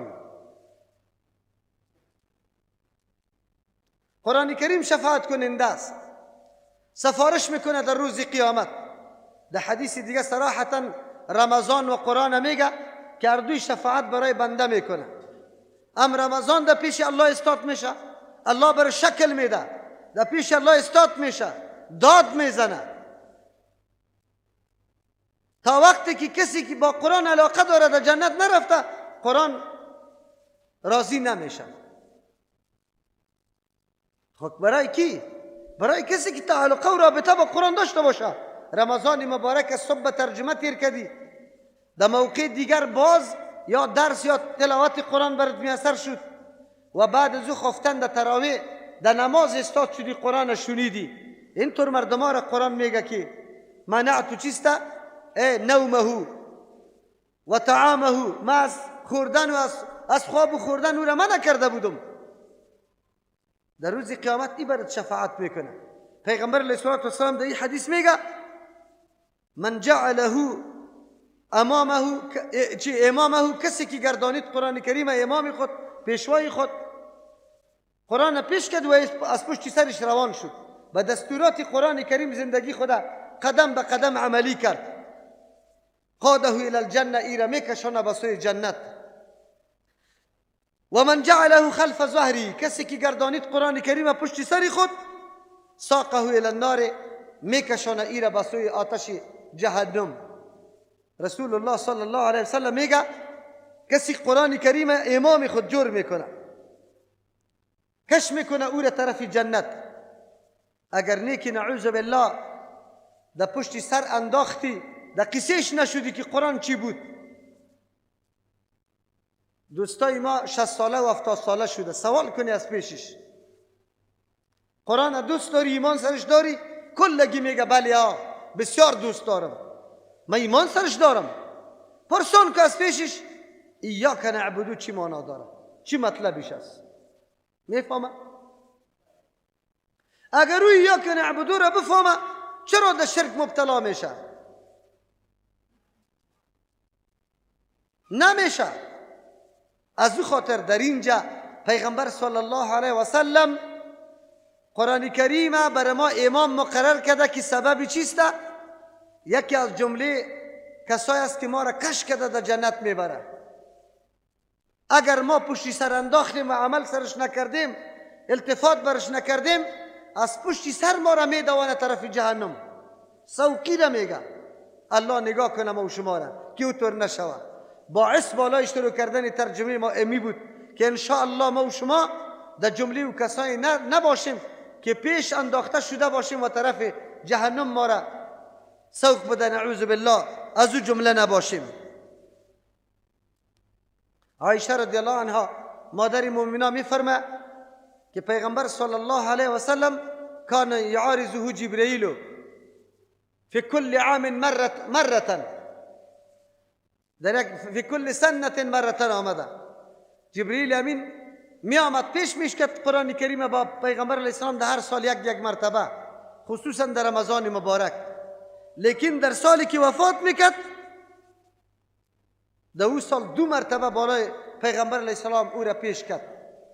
زمانی که از پیغمبر علیه السلام پرسان شد که چرا این سال 2 مرتبه، او گفت که من نمیدانم مگر گمانم ایسته که من از این دنیا رحلت میکنم، یعنی عمر دیگه تکمیل شده. به خاطری که قرآن 2 مرتبه، ماه مبارک رمضان ماه قرآن کریم است، از او خاطر مسلمانان در هر جای با قرآن رابطه پیدا میکنن. اما رابطه لفظی بسیار است، خیلی زیاد است. الحمدلله در این مساجد ما و شما اینطور مسجدی نیست که قرآن ختم نشوه. این جدا موضوع است که چه رقم ختم میکنه، با اجرت ختم میکنه یا بی اجرت، زود میخوانه یا نه که خیلی با تأمل و تدبر میخوانه، به هر چی که است. لیکن رابطه با لفظ قرآن زیاد میشه، اما رابطه با معنای قرآن کریم بسیار کم است. الله متعال زیاد بسازه ای را هم که مردم ما با قرآن آشنایی پیدا بکنه و با قرآن کریم تعلق و رابطه داشته باشد، نشوه که در جمله محجورین قرآن کریم داخل شود. از او خاطر درس قرآن کریم چون پیغمبر علیه السلام برای ما ترغیب داده، برای ما و شما خیلی مهم است. من سلک طریقا یلتمس فیه علما سهل الله له به طریقا الی الجنه. پیغمبر علیه السلام میفرمه که کسی که روان میشه در یک راه که در اونجا طلب علم میکنه، از علم قرآن که در بالاتر علم دیگه نیست، الله برش آسان میکنه توسط همین طلب کردن راه به سوی جنت. راه همونطور نیست که برای ما و شما کسی از دست ما بگیره و بگوه که اینی راه جنت است. وقتی در قرآن نشستیم راه های جنت برای ما معرفی میشه. کدام کار باعث سخط الله است، کدام کار باعث رضامندی الله است، کدام کار الله او را خوش داره، زیاد تاکید کرده و از کدام کار اجتناب الله متعال ما را امر کرده که اجتناب کنیم. این کلش در قرآن کریم برای ما واضح میشه. از او خاطر یکی از جمله امتیازاتی که الله برای انسان میده، امی است که رابطش با قرآن پیدا شود. حدیث عقبه ابن عامر رضی الله عنه را براتان میخوانم. پیغمبر علیه السلام به صحابی خود یک روز میگه چرا این گپ میزنه؟ گپ به خاطر میزنه بسا اوقات انسان غافل میشه، سست میشه، بیباک میشه، توجه و التفاتش به این گپا زیاد نمی باشه. رسول الله صلی الله علیه وسلم موقع به موقع صحابه کرام نصیحت کرده، ترغیب داده. یک روزی ترغیب میگه. اونجا عقبه ابن عامر رضی الله عنه میگه که خرج علینا رسول الله صلی الله علیه وسلم، پیغمبر علیه السلام بالای ما برآمد، ما در بین صحابه نشسته بودیم و نحن فی الصفه، ما در او برنده مسجد نبوی صلی الله علیه وسلم نشسته بودیم. فقال ایکم یحب، کدام شما دوست داره یغدو که صبح برو کل یوم هر روز الی بطحان، بسوی بطحان، او الی العقیق، یا در بسوی عقیق، دو جایی که در اونجا میله بازار میشد و نخاس بود. پیغمبر میگه کدامیتان خوش داره که برو در او منطقه؟ فیأتی منه بناقتین کوماوین، بیارد دو دانه شتری که بوکای کلان کلان داشته باشه، فی غیر اسم ولا قطیعت رحم، نه گناه کرده باشه و نه سلی رحمی را قطع کرده باشه، یعنی به دزدی، به نعوذ بالله به غصب، به زور، به این گپا نآورده باشه و این طورم نکرده باشه که نعوذ بالله از خودگاه خود چیزی را گرفته باشه که ترک کرده باشه، سری از ظلم کرده باشه، این کارم نکرده. فقلنا یا رسول الله کلنا یحبه، ما گفتیم که پیغمبر الله تمامی ما یحب ذالک، این کار خوش داره. قال، پیغمبر علیه السلام چی تصور برش میده؟ اول صحابه کرام سوال میکنه که کدام شما خوش داره که هر صبحکی بره و در فلان منطقی که نخواست است از اونجا شترایی که بوکای کلان کلان داره و ناقه باشه، ناقه و شتری که حامله باشه، چوچم در شکمش باشه، قطی خود بیاره از اونجا. صحابه در اون زمان شتر تیاری وقت است، از او خاطر او بریدی بر است، یکی بریدی بحر است، سفینه یا کشتی بحر، یکی بریدی بر است. در خشکی کدام سفینه و کشتی است؟ عربا او را چی میگه؟ بگه سفینه بر، یعنی کشتی چی؟ خشکه. او واقعا شتر کمالات الله در او انداخته که هیچ پرسان نکو، خصوصا در سرزمین عربستان که خیلی نیاز مبرم به او داره. رسول الله اول صحابه سوال میکنه کدامیتان خوش داره؟ و میگه فقلنا کلنا یحب چیستا ذالک، پیغمبر الله کل ما ایرا خوش داریم. پیغمبر چی میگه؟ افلا یغدو احدکم، آیا هر صبح نمیره یکی از شما الی المسجد، بسوی مسجد،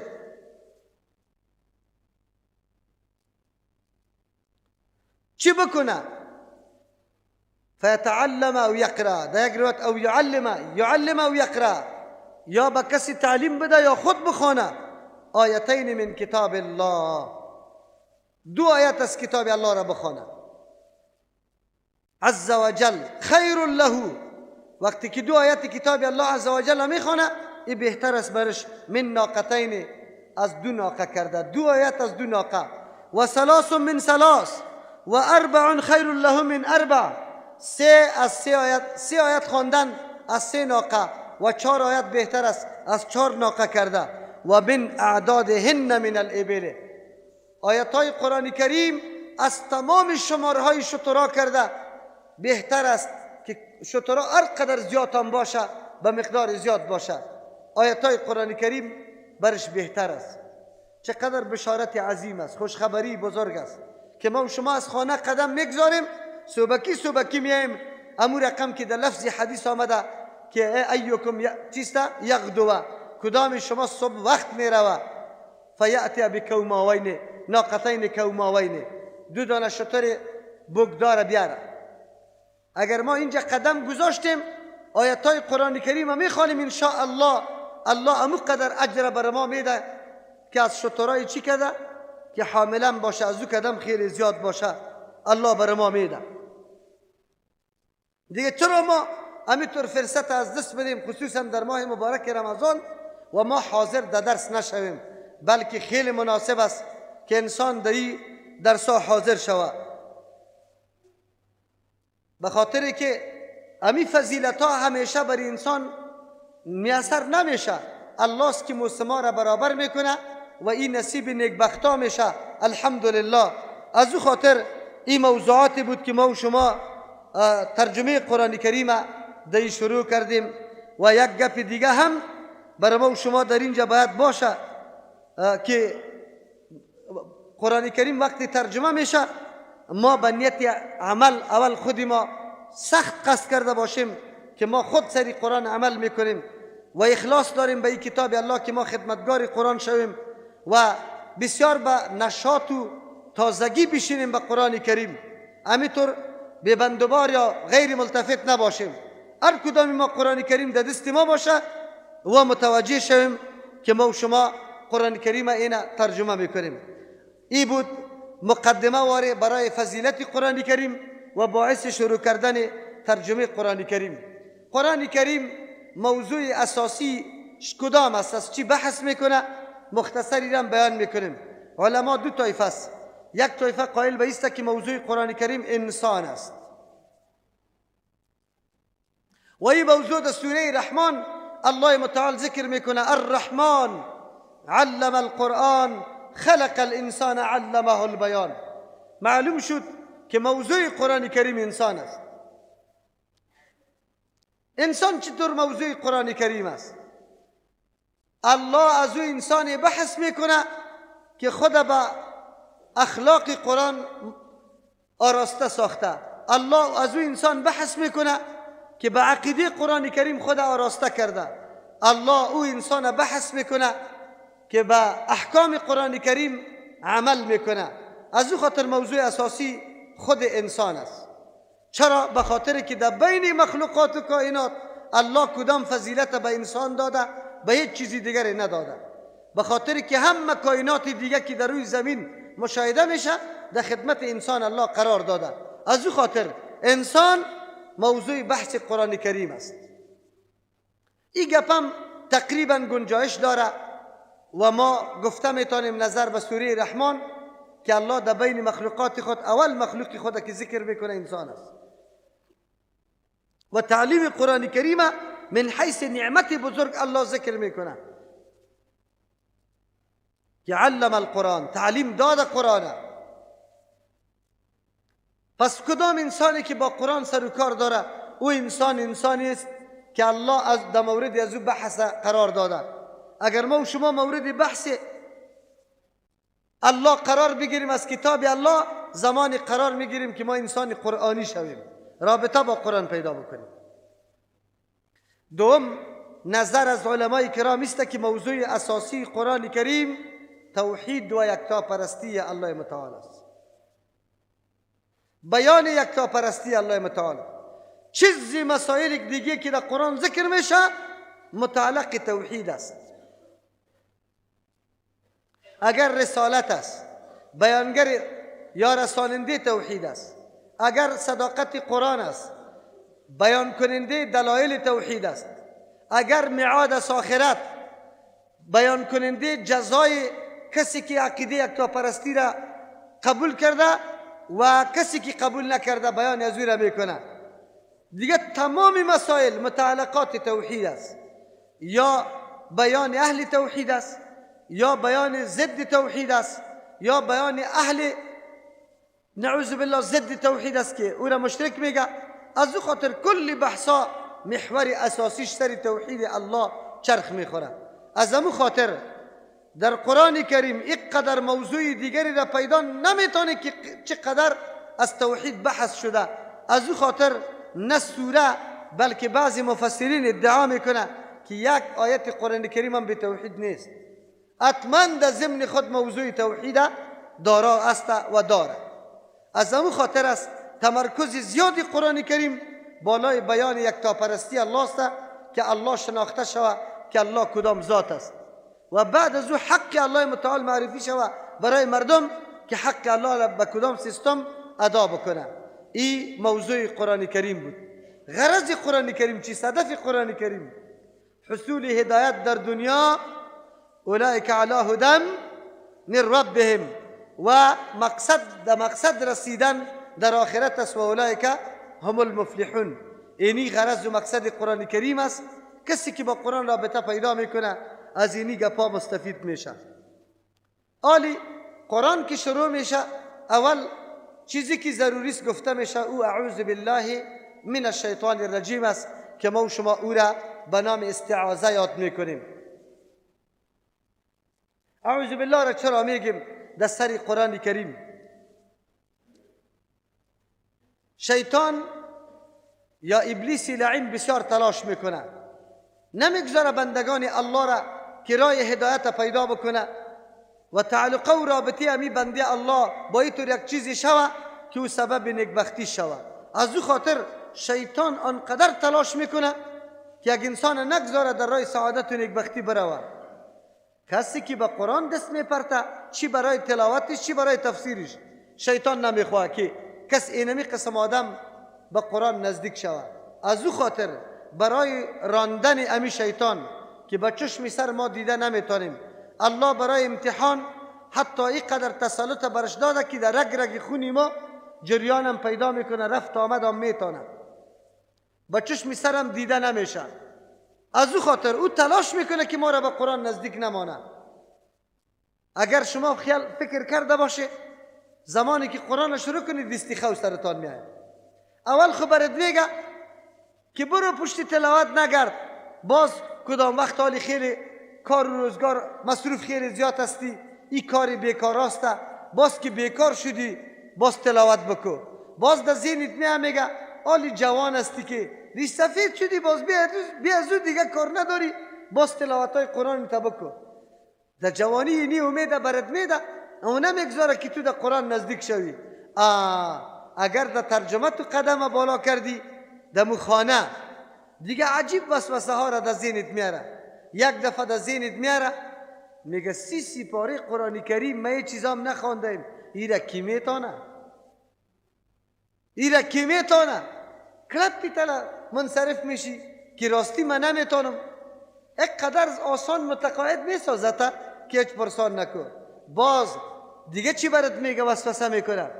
میگه قرآن کریم بیا دی رمضان نمیشه، کارام زیاد است، خانم کار زیاد است، آدم خسته و زلم میشه، باز شو تراویم داری، یعنی یک ثواب بسید است. چی میکنی که در ثواب دیگه میری؟ قرار تو را نمیگذاره که تو بیایی. دو سوم چی وسوسه برات میکنه؟ برات میگه که چی است؟ ترجمه قرآن کریم این خود کاری ملاست، ما عوام ده چی؟ فقط امی قبل بفهمه که اینی حلال است اینی حرام، بس این دست دیگه قرار میشانته. باز چی برات میگه؟ برات میگه اگر نفهمی چی؟ الله لک بخش است. انسان ها وارق دلکش خیلی قدر نیست، بله کار بخشش میکنه. ایره نمیگه که بخشش به کی میکنه. از او خاطر قرار در خانه میشانته. آلی خو وسوسه های دیگه پیدا شده. کدام وسوسه ها؟ لیکن این وسوسه ها را دو قسم شیطان ها در پیش میبره، یکی انسی و یکی جنی. جنی می وسوسه ها را میکنه، در قلبت میفته. یک دفعه والا می فلانی ملا گفت که در اونجا نروی، از مذهب میکشه تراستی، والا ما از مذهب بکشه چی مان بر ما. این قدر بیچاره فکر نکرده که مذهب رسول الله است و آدم کشیده نمیشه. اینمی شیطان راندن توسط چی میکنه؟ اعوذ بالله من الشیطان الرجیم. پناه میبرم به الله. پناه به کی میبریم؟ پناه به کی میبریم؟ اعوذ بالله من الشیطان الرجیم. پناه میبرم به الله از شیطان رانده شده. الله ای دشمن خود میبینه، قدرت الله سرش میرسه، نمیگذاره که همینطور حالت پیش کنه. از امو خاطر بسیار مردم ها را این وسوسه ها از حضور یافتن در ترجمه قرآن کریم مانع شده. امی وسوسه ها نمیگذاره شه. از او خاطر ما مامور هستیم که قبل از قرآن کریم اعوذ بالله بگویم. اعوذ بالله با کدام کلمات خوانده شود؟ بهترین کلماتی که حتی در نماز و در دیگه اوقات ما و شما میخوانیم او اینمیسته که در حدیث آمده: اعوذ بالله السمیع العلیم من الشیطان الرجیم من همزه و نفخه و نفثه. اعوذ بالله السمیع العلیم من الشیطان الرجیم من همزه و نفخه و نفثه. اعوذ بالله السمیع العلیم من الشیطان الرجیم من همزه و نفخه و نفثه. بچهای جوانه که میبینم نه کتابچه است قطعشان نه قلم. یکی از جمله اموری که خیلی کمک میکنه در درک مطالب کتابچه و قلم است. چند فایده داره. یکی بعضی نکات مهم انسان دستی نوشته میکنه تیار در کتابچه، دیگر روزا پشت امو باز زنگ میزنی مولوی صاحب تو اگه دیسه گفتی امو را دوباره بگو. نه جناب، امونجا تو در درس بودی خو میشنیدی دیگه، مرا باز چرا تکلیف میدی؟ دستی امو را آدم درج میکنه. دوم آدم در خو نمیمانه که قرار تکیه بزنی.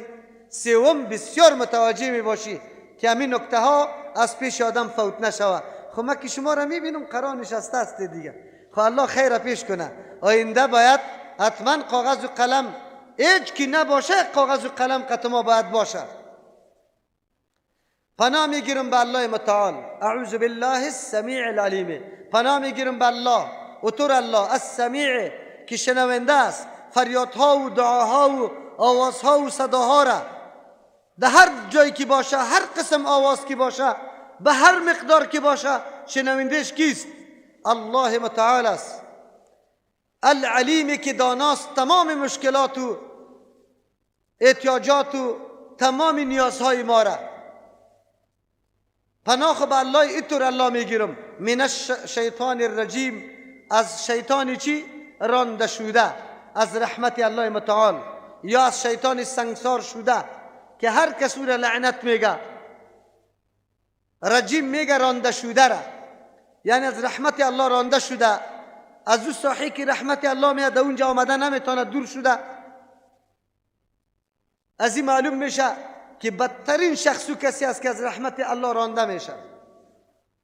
او شما خبر داره که درس قرآن کریم و تعلق قرآن کریم یکی از جمله چیست؟ اسباب رحمت الله است. یا ایها الناس قد جاءکم موعظة من ربکم و دیگهش و شفاء لما فی الصدور و هدى و رحمت للمؤمنین. قرآن رحمت است، قرآن رحمت است، اما ابلیس لعین ساحر رحمت الله دور است. یکی از ذرایعی که مورد رحمت الله قرار میگیریم قرآن کریم است. یا رجیم به معنای سنگسار شده است، اموطور سنگسار ایسی نشده که در مابین میدان باشم و شما قطعی سنگ زده باشیم، اما هر کدام ما و شما کلمه چی بفرستیم؟ بگه لعنت الله سر شیطان. میگیم نمیگیم؟ از او خاطر ای سنگسار شده، یعنی سری از این کلمات لعنت فرستاده شده. من همزه و نفخه و نفسه، از وسوسه های شیطان. همز میگه وسوسه را، گپای خیالی و رقم که در قلبت میاره و تو را مضطرب و پریشان میسازه، ای را همز میگه. و نفخی از کبر شیطان. شیطان اینقدر مغرور و متکبر است که نعوذ بالله گاهی هم بری تو تابیداری نمیکنه، همیشه تلاش میکنه خود از تو بالا بتراشه. و نفثی و از دیگه از چف کردنش. چف کردن گاهی چف هم میکنه تا اینطور دم میکنه تا که شور نمیخوری. صبحکی که امیالی در ترجمه روان میشودی، یک دفعه سریدین تو رفت، دیگه دفعه قرار دم میکنه تا خو میری. یک وقت میخیزی که وقتی ترجمه رفته وی من خود ترجمه میرفتم. چرا؟ به خاطر ازی که اونجا قرار میگه خیر است، این طرف کیسه میکنی میگه 10 دقیقه مونده بسیار وقت است، یک کمکی همینطور خود راحت کن. اما یک کمکی که چی را موندی بس دیگه خلاص هستی، باز خیسته نمیتونی. از او خاطر برادره و خواهرها پس شویره که خورده باز دیگه نیت خو کردن قطعا نداشته باشه و اکثر پس در داخل اتاق نروی تا میتونی بعد از نماز چی کنی؟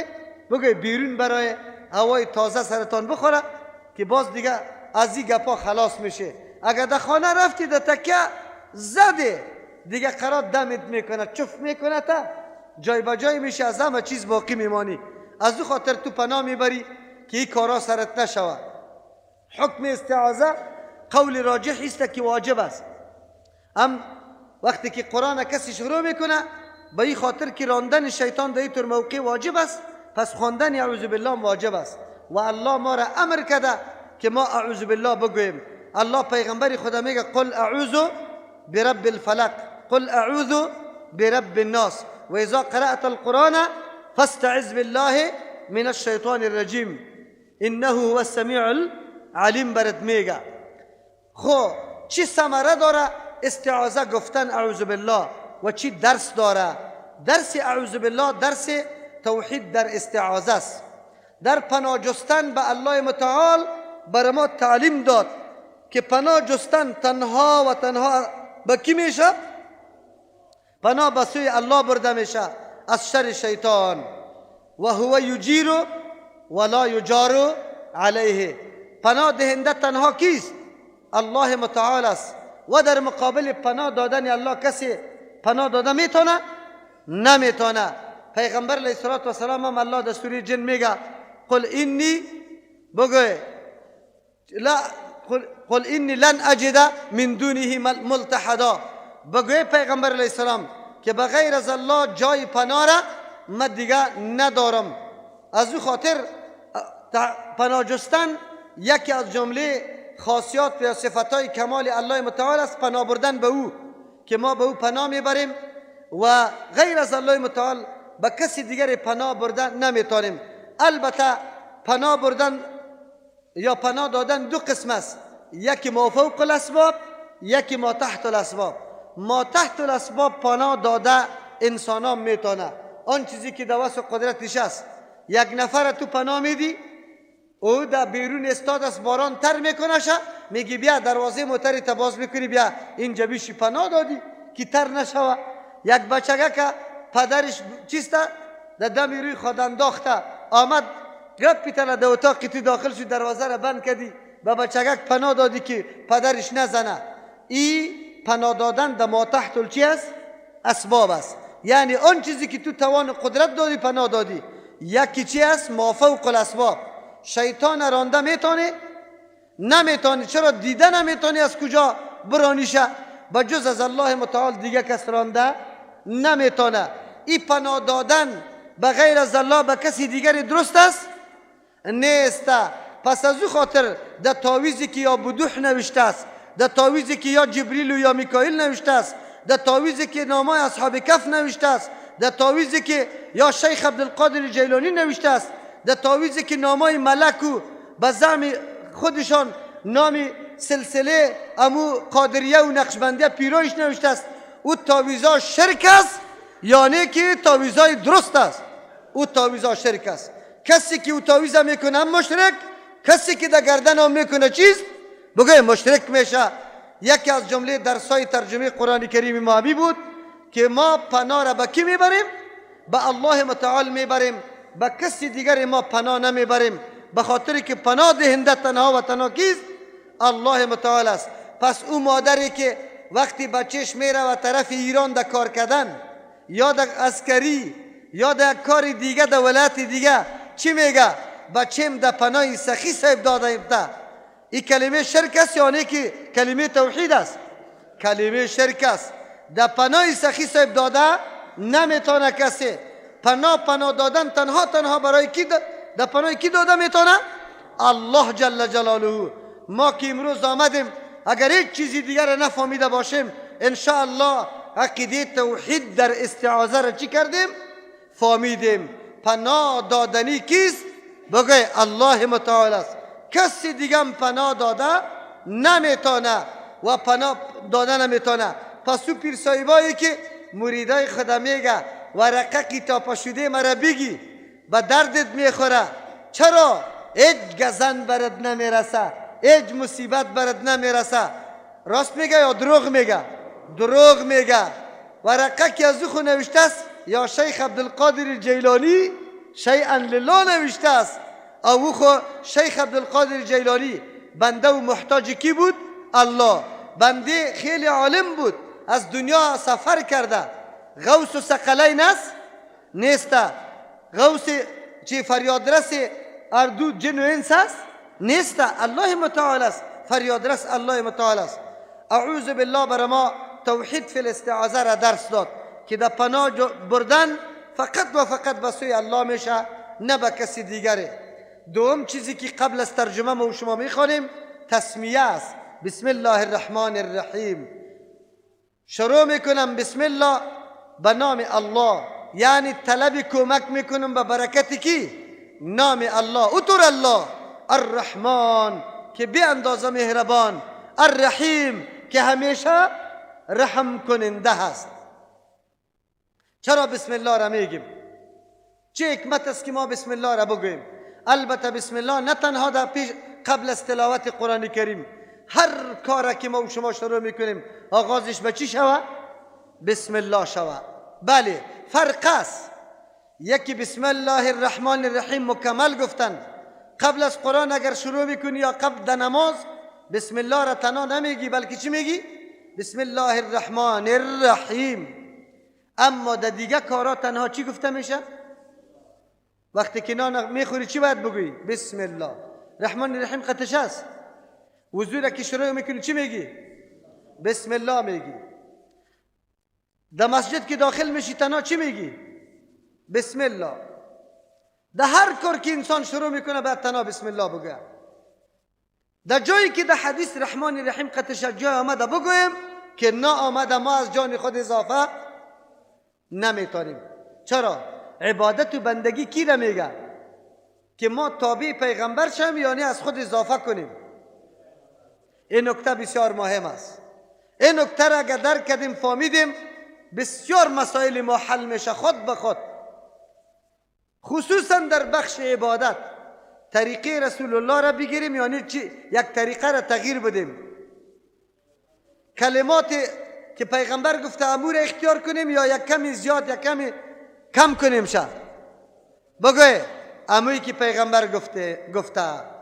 ما در یک جای درس میدادم، اونجا شیطانای انسی کار کرد، میخواستن امو محل درس و مرکز از بین ببره. دیگه بهانه پیدا نکردن، از ما سوال کردن که علی ما اگر بسم الله الرحمن الرحیم بگویم خوب نیست؟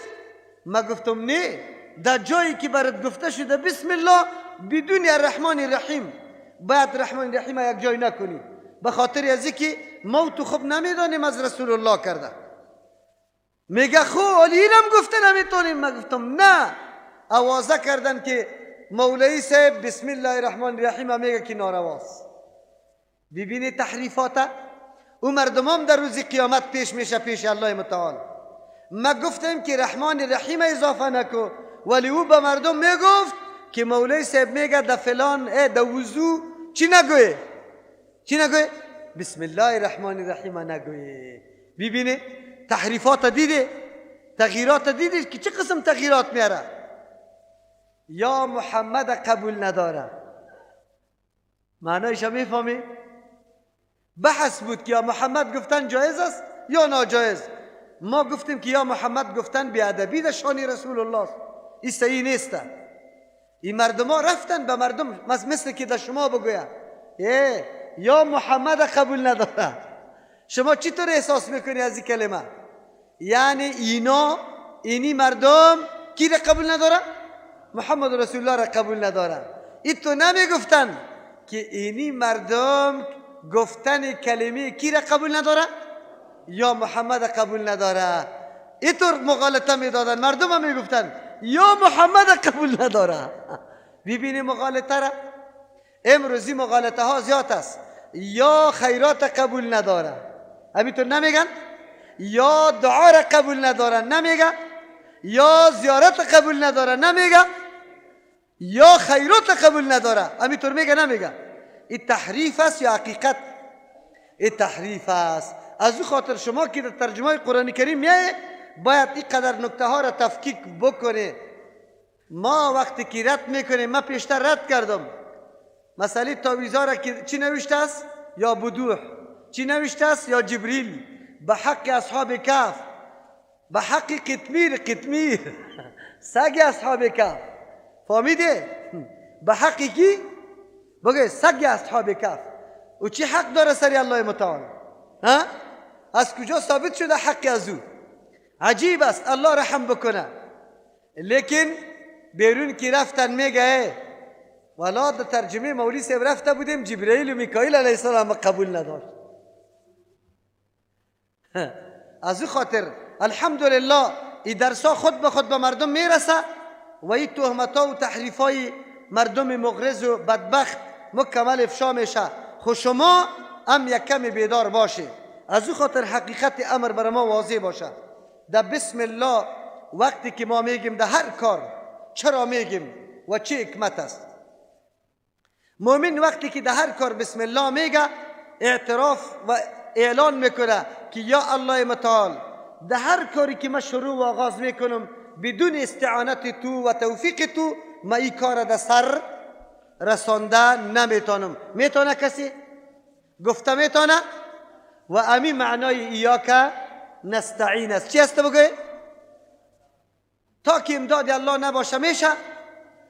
دوستا امروز قدر مخلوق آمده، مردمای مسلمان محبت کننده قرآن کریم آمده برای درس قرآن کریم، همه چیز مهیا شد، لاسپیکرها جور شد، شما نشسته، من قرآن کریم باز کردم شروع میکنم، این زبانم که تر است و هر طرف ملاق میدم و مطلبی که در ذهنم است فرست تعبیر کرده میتونم. این کاری کیست؟ این کاری کیست؟ احد دیگری توانمندی را داره؟ اگر الله بخواه و زبانی مرا همینجا جا به جا استاد کنه کسی هست که بچلانه شد؟ کسی هست؟ نیست. در بسم الله توحید چی براتون آمد؟ فی الاستعانت. در کجا؟ کمک از کی طلب میکنه؟ تنها و تنها از الله. خو لیکن استعانت چند قسم است؟ دو، ما فوق الاسباب ما تحت الاسباب. اگر گفتم کامرمینه که این لاسپیکری تجور کو، این ما تحت الاسباب است یا ما فوق الاسباب؟ این بالکل درست است. از توانش میشه آمد ای را جور کرد. اگر برش گفتم از اونجا که اینمی چیزای تا گل کو، نه ریموت است نه چیزی دیگه، میتونه گل؟ نمیتونه. این کاری کیست؟ الله متعال است. پس فرق در بین مؤمن و کافر دمیست. کافر هم در موتر سوار میشه بسم الله نمیگه، احساس نمیکنه که این موتر از کجا جور شده که امروز در خدمت ما است. صبحکی برآمدم سوال کردم ترجمه در کجاست؟ این در سرک 80 متره میدان هوایی در هتل ممتاز محل. چطور برم؟ خب پیاده برم 3 ساعت روز. موتر برد میایه در پس میشید میگیره چند؟ عذرام میکنه، کشام میکنه، کلینر بیا بیا، جنگ هم سرش میشه. تا اینجا را میایی. این موتر را کی جور کرده؟ تو بسید میرسید به تنهایی؟ نمیتونستی. موتر اول می فکرش نمیتونستی موتر از چی جور شود، مواد خامش از کجا شود، کارخانهش. اگر یک نفر از شما سوال میکنم، اگر یک نفر تلاش بکنه یک موتر را بسازه میتونه در 100 سال؟ نمیتونه. در 100 سال هم نمیتونه. از او خاطر ما سخن در لقمه میبریم که ذهن ما خوب خلاص شود.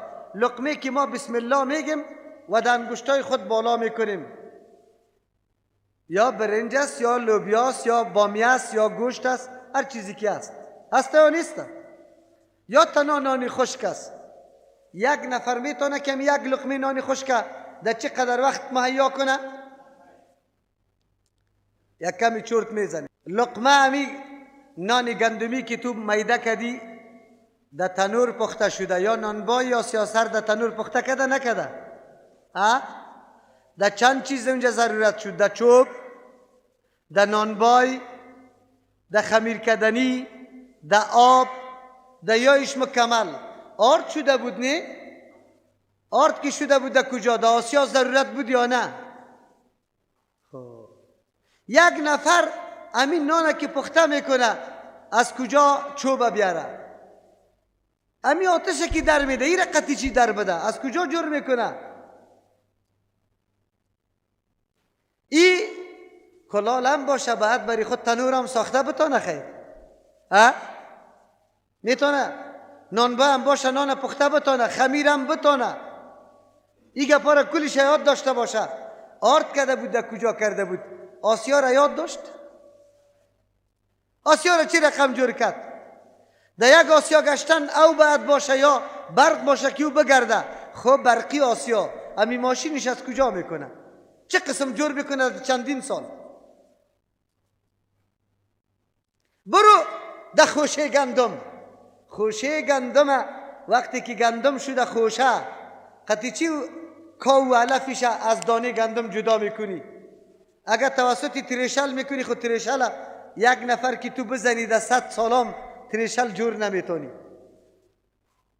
خونه نه آسیای یادی چیست؟ نه در خرمن توسط گو چی میشه؟ جغل میشه. ضرورت به گو شد، باد شد، شاخی شد. بگوی دیگه آلی برو در زمین که دانه را کاریده بودی، ضرورت به زمین شد، ضرورت به آفتاب، مهتاب، دانه ها پخته شده، به باد، به آب. خوی زمینه که نرم کردی توسط چی نرم کرده ای؟ از کجا شد؟ اگر یک انسان بزنه تنهایی مخلوق نباشه میتونه یک لقمه را در 100 سال جور کرده؟ یک لقمه نان جور نمیتونه. اما الله متعال چی کرد؟ استعدادهای متنوع را بری مردم داد. یکی آهنگر جور شد، دیگه نجار جور شد، دیگه نانبای جور شد، دیگه دهقان جور شد، دیگه پشتی معدن گشت، دیگه انجینر، دیگه پشتی ازی گشت که ما چه قسم یوغ جور کنم، دیگه پشتی ازی گشت که گوه نگاه کنه، دیگه پشتی ازی شد که سقاو شد جویا را بکشه. مخلوق الله متنوع مفکوره ها داره. وظیفه تقسیم است، کلگی در حرکت است. کلگی با تلاش و محنت کلگی کارا چی شده؟ منظم و آسان شده. شده یا نشده؟ خیر تو انسان در یک لقمه خود به کی محتاج استی؟ اگر الله مخلوق پیدا نمیکرد، استعداد نمیداد، مفکوره نمیداد، محبت امو عمل در قلبش نمی انداخت، میتونستی لقمه را جور کنی؟ از او خاطر وقتی که لقمه را بالا کردی میگی بسم الله الرحمن الرحیم، شروع میکنم به کمک نام کی؟ الله که به اندازه مهربان است. به اندازه مهربان است. لقمه رم خوردی، جناب محترم بیا در رحمان گپ بزنی مالی. الله به اندازه مهربان است. راستی تا نبگوی کلی ما معصوم هستیم؟ معصوم هستیم؟ در عمر خود خو یک گناه نه یک گناه را کردیم یا نکردیم؟ خیلی خوب. اگر الله متعال در موقعی که گناه کردیم امی لقمه نان ما را در روده ما تو میداد چطور میشد؟ کی بود؟ در موقعی که گناه کردیم دیگه وقت خوب بگذار. امی ماشینه که در وجودی تو پیدا کرده که امی غذا را تو میخوری و بعد از او تصفیه میشه. مواد فاضلش کدام طرف میره و آن چیزی که بدن برش نیاز داره توسط کدام ماشینا؟ این ماشینا را کدام انجینر جور کرده؟ بگوی کدام دکتر جور کرده؟ کی را وظیفه داده که خود به خود کارهای خود انجام میده؟ الله اینقدر رحمان ذات است، بی اندازه مهربان است. وقتی مخلوق الله را میبینی کلش الله برش نظم جور کرده، راه و روش برش تعلیم داده، طریق کسب رزق برش مهیا کرده. پرنده از خود میفهمه، حشره از خود میفهمه، حیوان از خود میفهمه، انسان از خود، جنیات از خود. هر کدامشه الله متعال راهایش برش مهیا کرده. در این کار امرای الله کسی شریک است؟ هیچ کس شریک شده نمیتونه. از او خاطر نام رحمان خاص است به الله. بالا انسان اگر نامش رحمان باشه رحمان برش بگویم؟ نمیگیم. بعد دوره چی بگویم؟ عبدالرحمن. یک شاعر پشتوس نه در پاکستان، او کلگی مشهور است، رحمان بابا برش میگه. نامی درست میگیره یا غلط میگیره؟ غلط میگیره. او خودش هم غلط کرده، بیچاره عالم قوی نبوده. در رحمان ویل به آلتا در پیادش چی و دیوالتا مخبلتا دیشاش رحمان رحمان کرده، حالان که او چی است؟ عبدالرحمن است. از او خاطر نامای رحمان اگر سری اولادتان مانده نگوی که رحمانک، دیگه تصغیر هم نکنی، کوچک هم نکنی نامی الله را. و یک تعداد نامی بچه خود چی میه؟ بگه الله محمد میمانه، باز چی برش میگه؟ الله گک. همونطور است. چی رقم زندگی را ما تیر کردیم؟ با کدام نظام عقیده داشتیم؟ با کدام کتاب؟ چرا این حالات آمده که ما حتی نام اولاد خود درست مانده نمیتونیم، یاد نداشته باشیم؟ در روز قیامت به الله چی جواب بگیم؟ و ما دینو که دینو تو چی بود؟ اسلام. کدام اسلام؟ اسلام خود ساخته خودید که حتی نام اولادتون درست نبود؟ چرا اینطور نبود؟ الله رحم بکنه، شکری الله را زیاد بکشه، بسیار زیاد بکشه. شما باور به الله بکنید ملا بود لیکن نام بچهش چی بود؟ شرکی.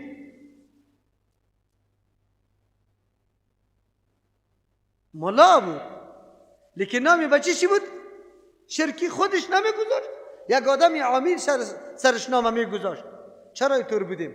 آلی دیگه شکر الله را زیاد بکشیم. بسم الله الرحمن الرحیم. به این خاطر در اول قرآن کریم و در اول هر کار گفته میشه که فرق بین مسلمان و کافر شود. مسلمان اعلان و اعتراف عاجزی خدا به کی میکنه؟ به الله متعال میکنه، ولی کافری گپا را نمیفهمه.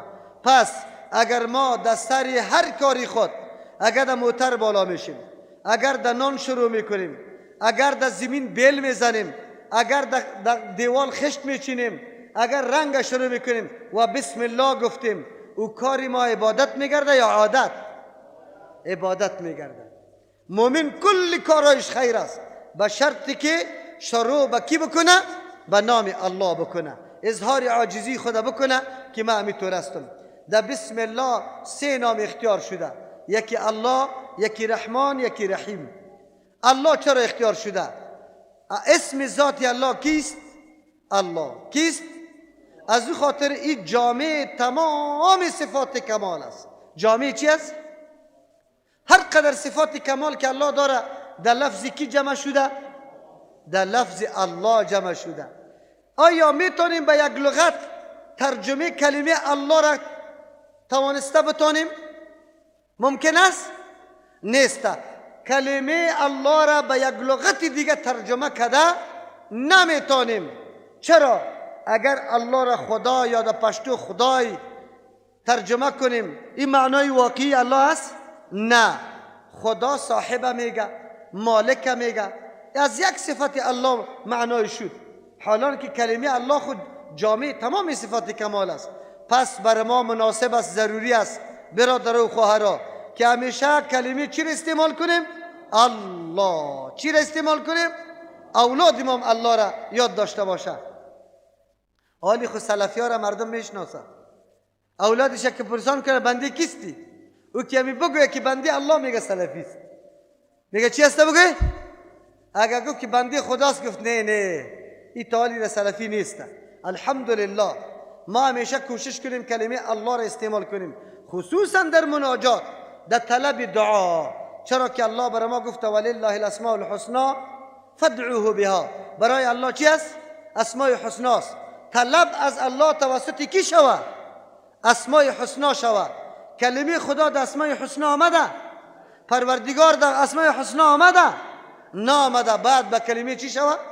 یا الله، یا اللهم. اللهم اصلش چی است؟ یا الله. اللهم اصلش چی است؟ یا الله. یا الله بگو، یا اللهم اردوش استعمال کو، کلمه الله استعمال شود. الله بکنه. یک جناب دکتر صاحب بود، رساله نوشته کرده بود، در رساله خود گفته بود چیست؟ ایزد متعال یا یزدان. ما برش گفتم که دکتر صاحب عجیب است، تو خبر داری که یزدان کلمه کی است؟ کی استعمال میکنه؟ ای از مجوس و آتش پرستاست. از کی است؟ و قائل به چند خداست؟ بگه به 2 خدا. یکی را به نام خدای چی میگه؟ بگه نیکی، و دیگهش خالق خیر، دیگهش خالق شر. یزدان خالق خیر مینامه و اهرمن خالق چی؟ تو خیلی وقتی اینا دستاویز داده ای، نعوذ بالله تم قائل هستی به 2 خالق. پیشانی خود زد، گفت الله مولی سویج متوجه نبودم. ما گفتم متوجه شو، این کلمه خدا خدایتان دیگه در کتابایتان استعمال نکنه، مردم عادت کنه به دین. کلمه الله را عادت شوه، الله استعمال شوه. چرا که کلمه قرآنی است. هر دفعه که میگیم چند نیکی نوشته میشه؟ 50. 5 حرف است، ده هر حرفی چند نیکیست؟ 10 نیکی.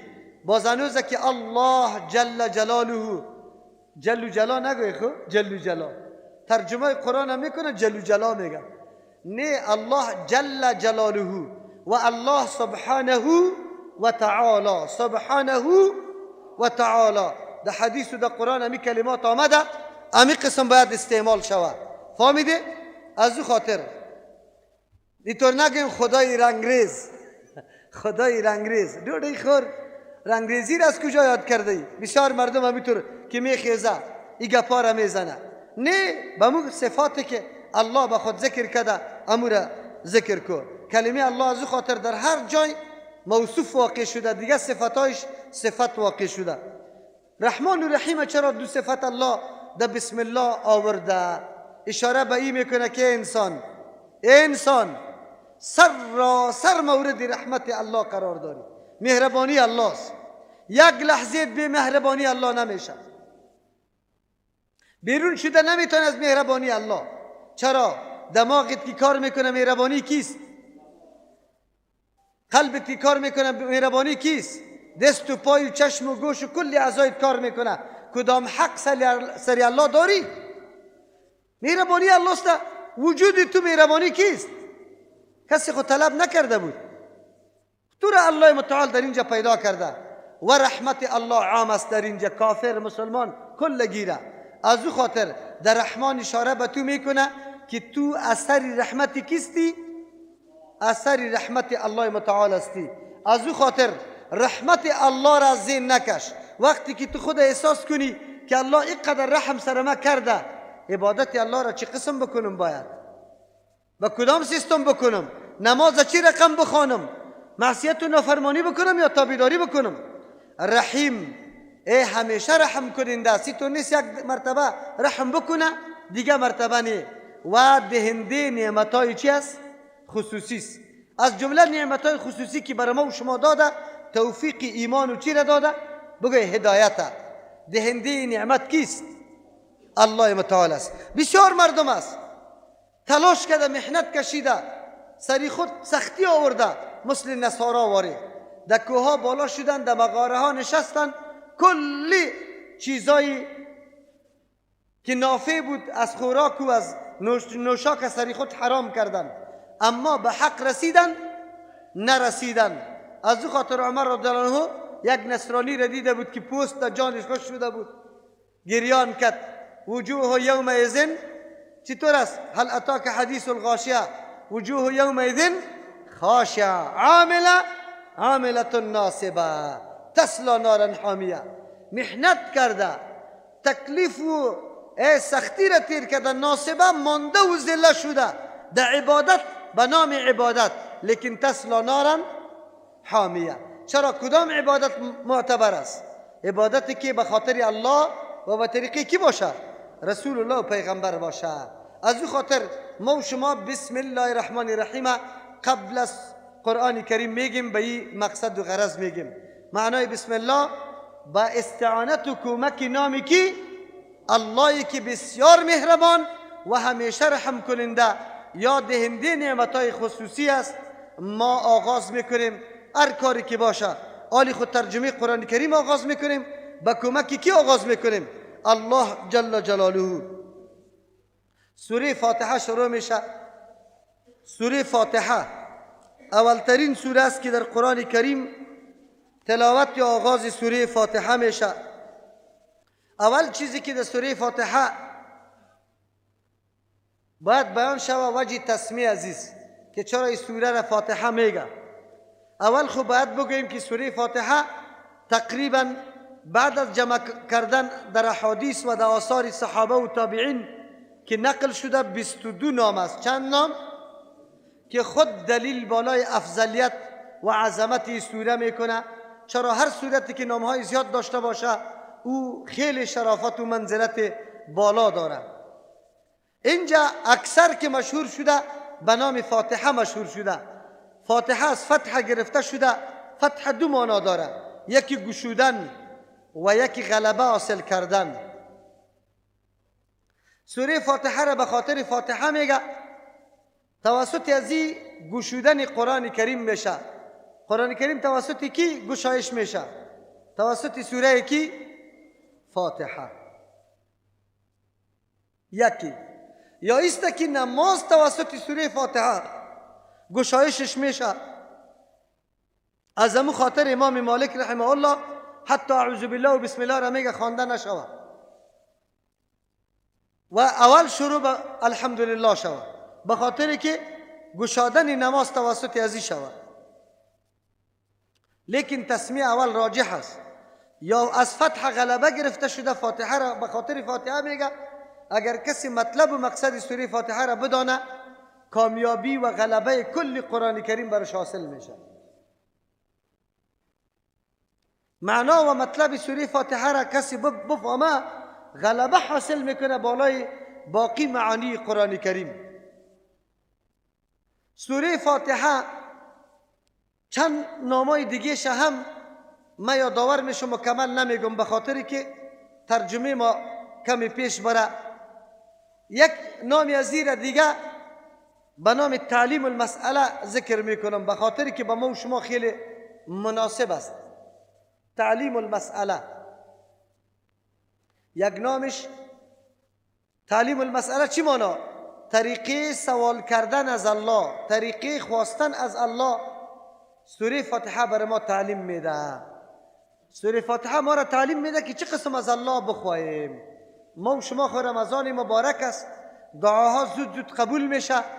خود چه قسم از الله بخواهیم، طریقش چی است؟ سوره فاتحه امیر برای ما تعلیم داده. در سوره فاتحه اول صفتای الله ذکر شده. الحمدلله رب العالمین الرحمن الرحیم مالک یوم الدین. خب اول درس برای ما ای شد که ما هرگاه از الله متعال کدام چیز میخواهیم چی باید بکنیم؟ صفتای کی را بیان کنیم؟ الله را. یا الله تو غفور هستی، یا الله تو رحیم هستی، یا الله تو توبه قبول کننده هستی، یا الله تو رزاق هستی، الله تو عزت دهنده هستی، الله تو بسیار توبه قبول کننده هستی. بعد از مقصدی تا پیش میکنی ایاک نعبد و ایاک نستعین. خاص تو را عبادت میکنیم و خاص از تو مدد طلب میکنیم. بعد از وقتی که صفتای الله را در دعای خود ذکر کردی، باز بگو که یا الله بغیر از تو کسی دیگره ندارم که مطلب مرا پورا کنه. دو، بعد از او کدام قسم ضرورت به الله پیش میکنی؟ مهمترین ضرورت در زندگی انسان، مهمترین ضرورت چی است؟ هدایت. سوره فاتحه برای ما گفت که همیشه سوال میکردی صفات الله را ذکر کن، بعد از اظهار عاجزی بکن مثل یا کن عبدو و یا کن استعین، بعد از مطلبی تا به الله پیش کن. ما امروز آمدیم اینجا میخوایم الله متعال ما را خدمتگار قرآن کریم بسازه. بعد صفتای الله را ذکر کنیم. چطور ذکر کنیم؟ یا الله تو قرآن نازل کرده ای برای سعادت و نیکبختی ما. یا الله تو ما را عزت داده ای که چرا خالقی ما توستی، مالکی ما توستی، متصرفی ما توستی، قلبای ما در پیش توستی که ما را توفیق داده میتانی، کسی دیگری ما را توفیق داده نمیتانه. عاجزی میکنیم یا نه؟ ما نیاز به چی داریم؟ بگه به خدمت قرآن کریم. الله تو خدمت قرآن کریم نصیب ما بکو. این طریقه را کی براتون نشان داد؟ سوره فاتحه. به خواستگارام سوره فاتحه طریقه را نشان داده. خواستگارای دختر فهمیده؟ اونجا باز بیخی خوب میفهمه که برای از خواستگاری چی میگه؟ اقدر خاندان نیک شماستی، شرافت شما، منزلت شما، مقام و مرتبه شما، نسب و نام شما ما را در اینجا کشانده آورده. این دختر شما نیست یا حافظه قرآن کریم، این دعوتگری واقعی الله برش کمالات داده دیگه. توصیف میکنی یا نمیکنی؟ میکنی. باز چی میگه؟ فقط دمیجا روشنی دیدیم دیگه، کل جای تاریک، کل جای. ما خدمتگاریتان و چگه که در نوکری شما میدیم، در خدمت غلامه که شما جور میکنیم، همینطور میگه نه. لیکن وقتی که تو یا ببره باز غلام نیست، بادار است. مطالبه میکنه در مسائل دنیا هم انسان وقتی طلب میکنه، همین دستورش است. سوره فاتحه طریقه سوال کردن از الله متعال بر ما تعلیم داد. یک نامش تعلیم المسئله است. سوره فاتحه سبع المثانی و القرآن العظیم است نظر به نص حدیث. 7 آیت مکرر شده و قرآن عظیم است. 7 آیت مکرر میشه. در هر نماز کدام سوره است که مکرر میشه؟ سوره فاتحه. این دلیل بالای اهمیت سوره فاتحه است. نماز بعد از کلمه شهادتین بهترین و بزرگترین عبادت به نزد الله کیست؟ نماز. ولی نماز بدون سوره فاتحه درست است؟ قطعا نیست. عالی اهمیت و فضیلت سوره فاتحه را میفهمید؟ یک. دوم، یک نامش کافیه است. اگر کسی سوره فاتحه را در نماز خواند دیگه چیزا را نخواند، نماز شد یا نشد؟ شده. خب کل قرآن بخونه سوره فاتحه را نخونه، نماز شده یا نشده؟ فهمید مقام و منزلت سوره فاتحه را؟ یک. کل قرآن کریم ترجمهش نخوان، یک سوره فاتحه را خوب ترجمهش بخوان.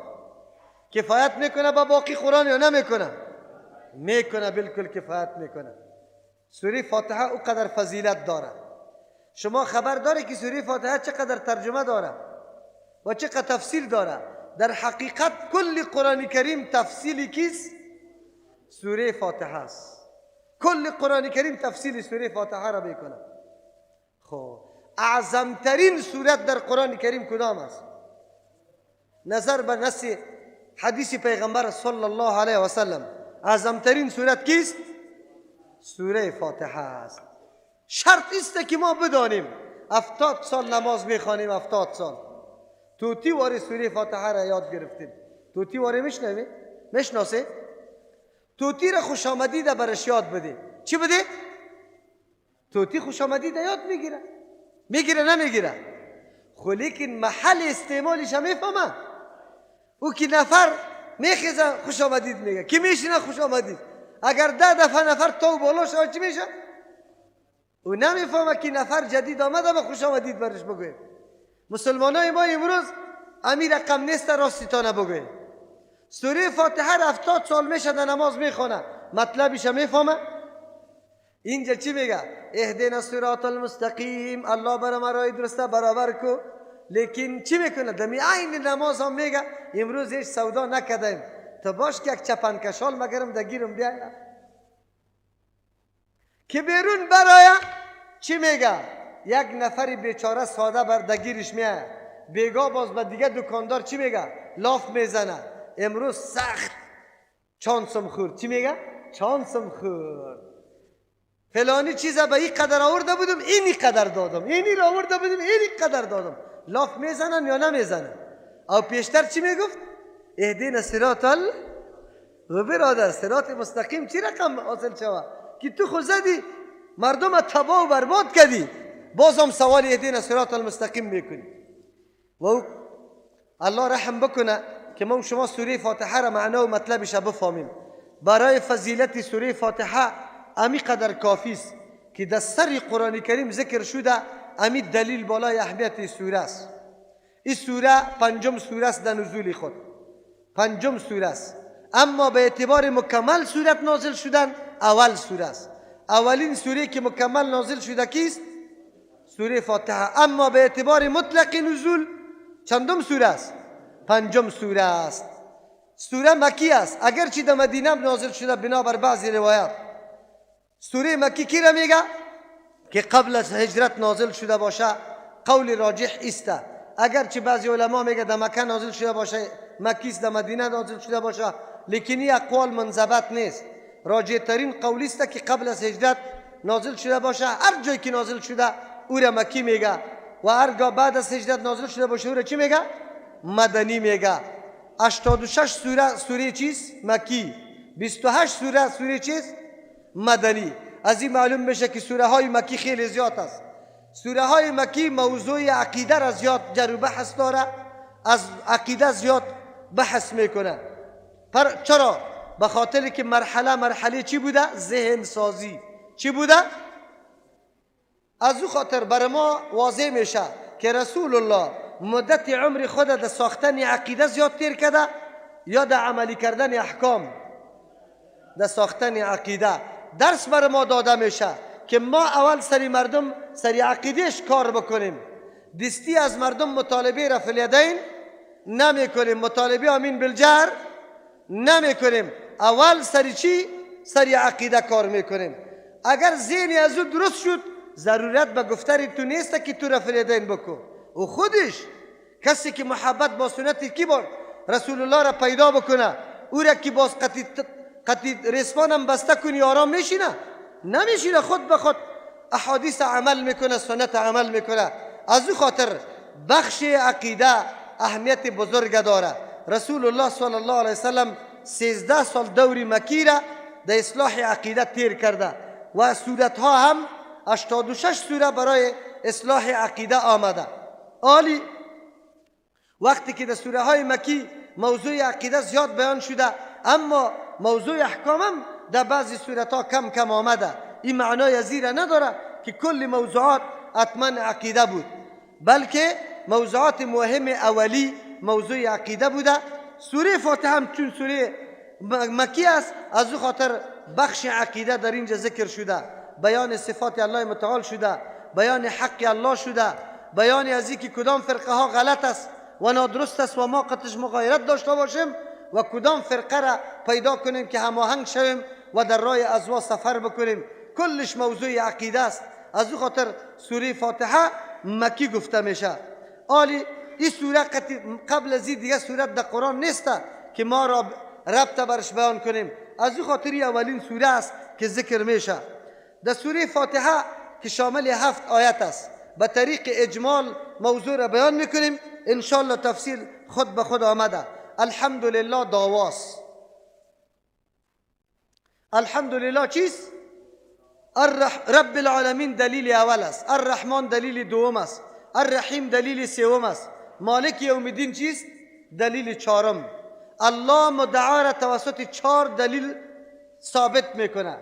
ایاک نعبد و ایاک نستعین نتیجه است. بعد از دعوا و دلایل چی به دست آمد؟ نتیجه به دست می آید. بعد از اینکه نتیجه به دست آمد، این نتیجه از دست آدم میروه یا باقی میمانه؟ میروه. آلی دیگه استقامت طلب که از الله متعال. تا وقتی که استقامت از الله طلب نکنی باز شده میتونه راه گم بکنی. اهدنا الصراط المستقیم استقامت طلب کردن است. کدام فرقه قابلیت داره که ما قطعش همراه باشیم؟ بگوی قرآن میگه صراط الذین انعمت علیهم. کدام مردم باید قطعش مکمل مغایرت داشته باشیم؟ مغضوب علیهم و الضالین است که ما قطعش مغایرت داشته باشیم. این بحث اجمالی سوره فاتحه بود. بعد از او اول چیزی که در سوره فاتحه اول درس بر ما داده میشه و این مهم درس است، امی درس است. به ما الله متعال بندگان خود به ما درس میده که هر موضوع باید مستند به چی باشه؟ به دلیل. الله حق بندگی خود که به خود ثابت میکنه، حق بندگی از کیست؟ با دلیل ثابت میکنه یا بی دلیل؟ با دلیل یا بی دلیل؟ با دلیل. تا که دلیل نباشه قول کسی پذیرفته؟ حتی الله بندگی خود که سر ما ثابت میکنه و این حق خود مقرر میکنه، بی دلیل ثابت میکنه یا با دلیل؟ چرا ما عبادت الله را میکنیم؟ به خاطر که الحمدلله کل صفتای کمال مخصوص کیست؟ مخصوص کیست؟ کسی دیگر صفتای کمال داره مثل الله؟ پس حق عبادت دیگه کس داره؟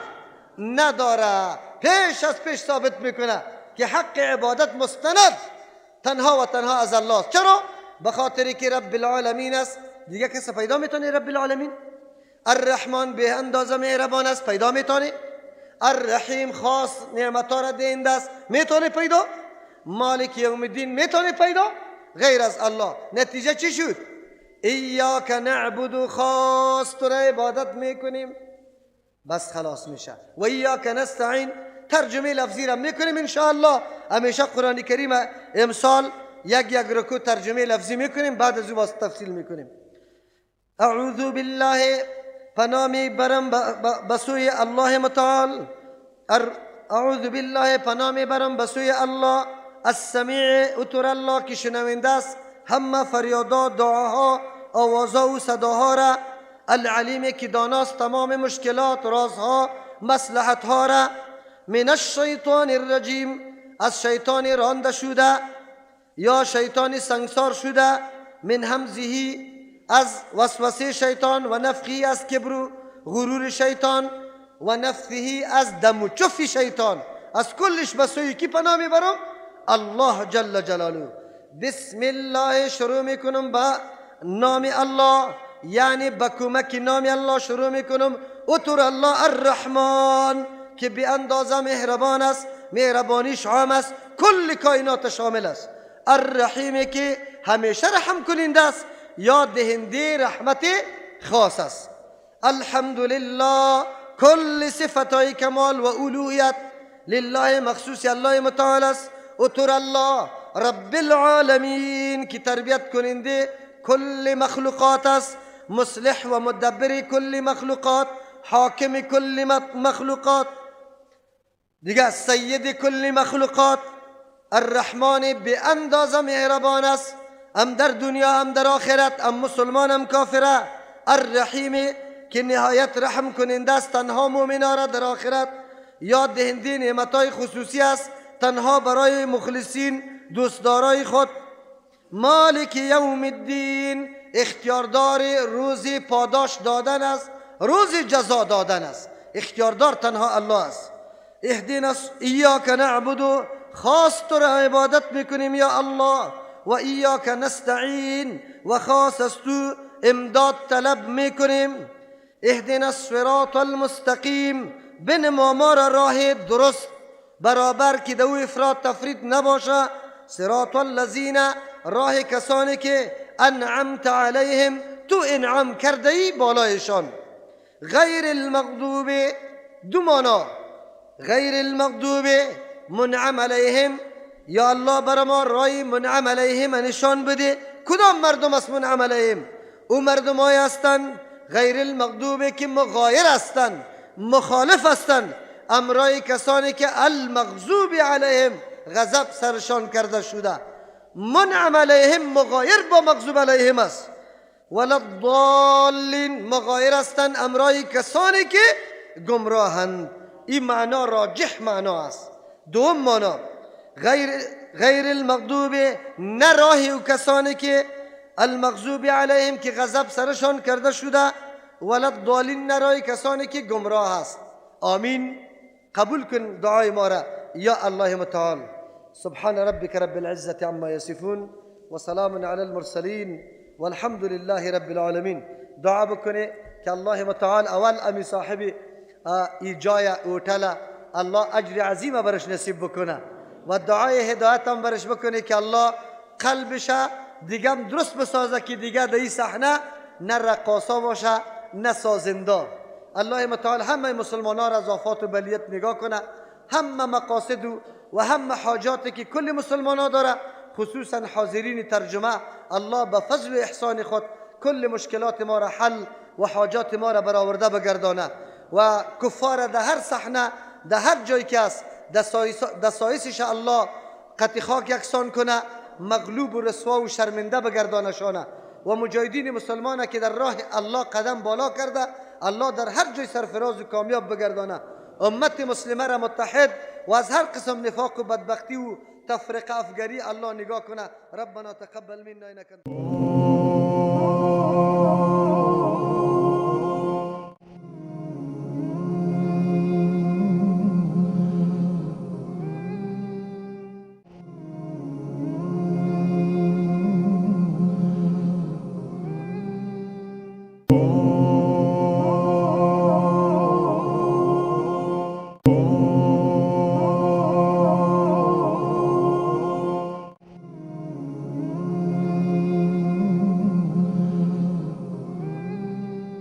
Oh